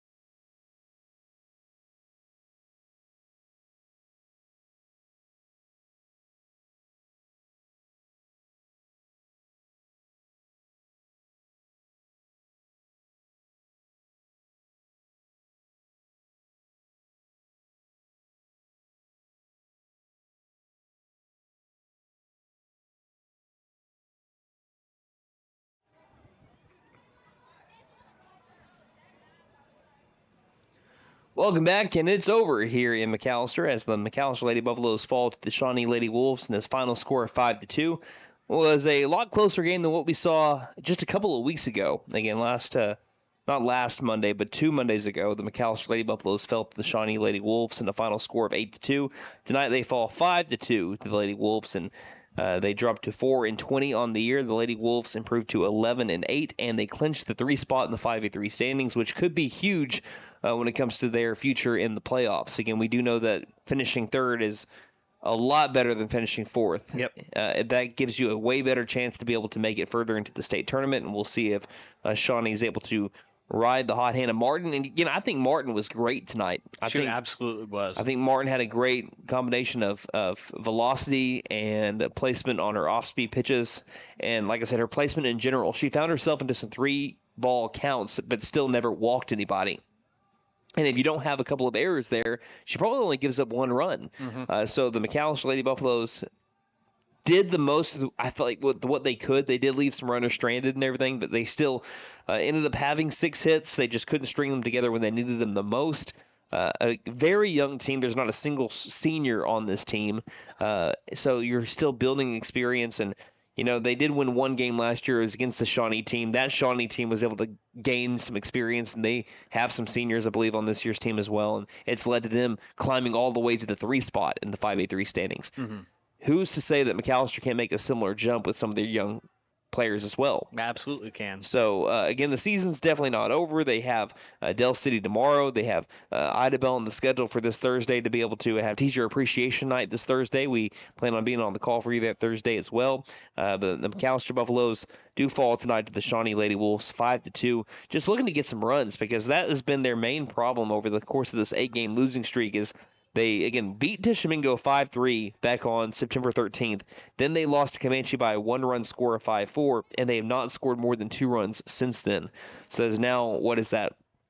That'd be 7 consecutive games of scoring 2 runs or less, and that's got to change if you want to win some games, especially when you have a performance from Schaefer that, again, 5 runs against the Shawnee team, especially when you're giving up 11 hits tonight, should be enough to be able to keep you in it. But McAlester just could not string together the hits to get across the runs.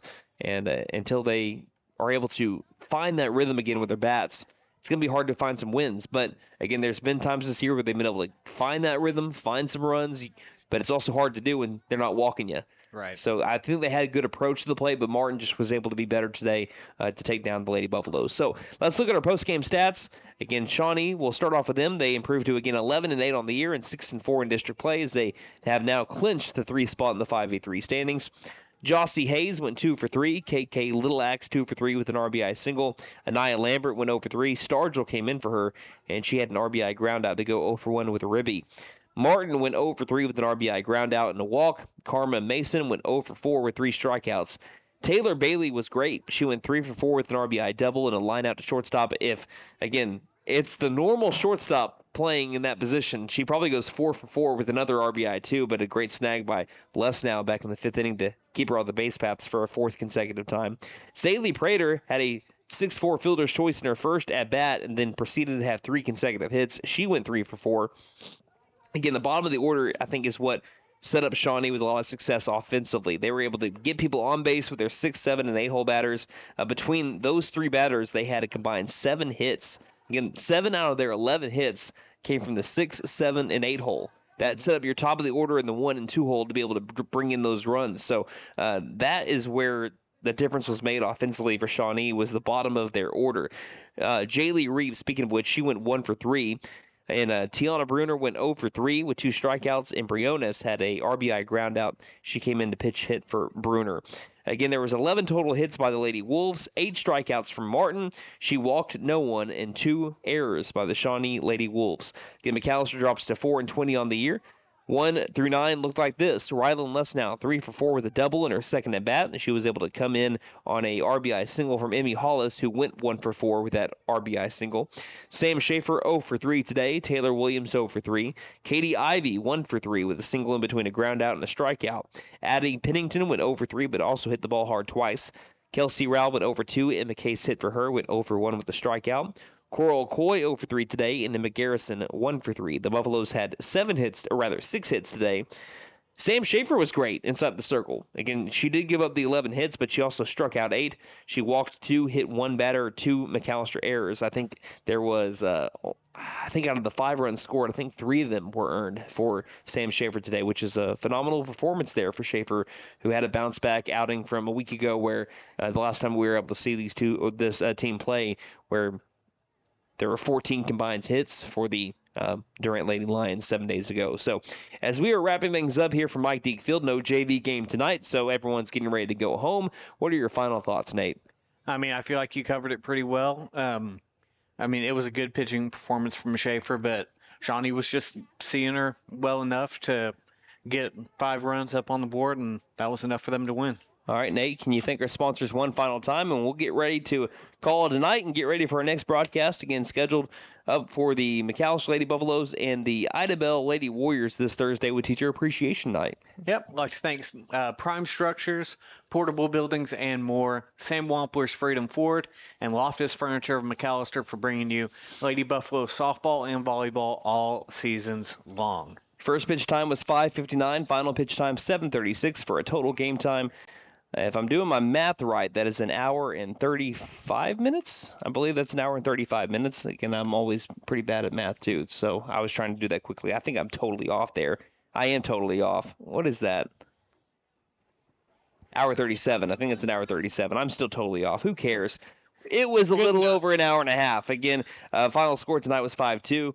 Again, big thank you to our board operator, Austin Wheat, as well as Nate Brown on the camera this evening. And thank you, the listener, for spending your Monday night with us. One final time for Mike Deekfield in McAlester, Oklahoma. The Lady Wolves 5 and your McAlester Lady Buffaloes 2. Until this Thursday when McAlester will have Teacher Appreciation Night against Ida Bell, this is Brandon Green saying don't just have a great night, have a Buffalo night, everybody. Night-night, Harper.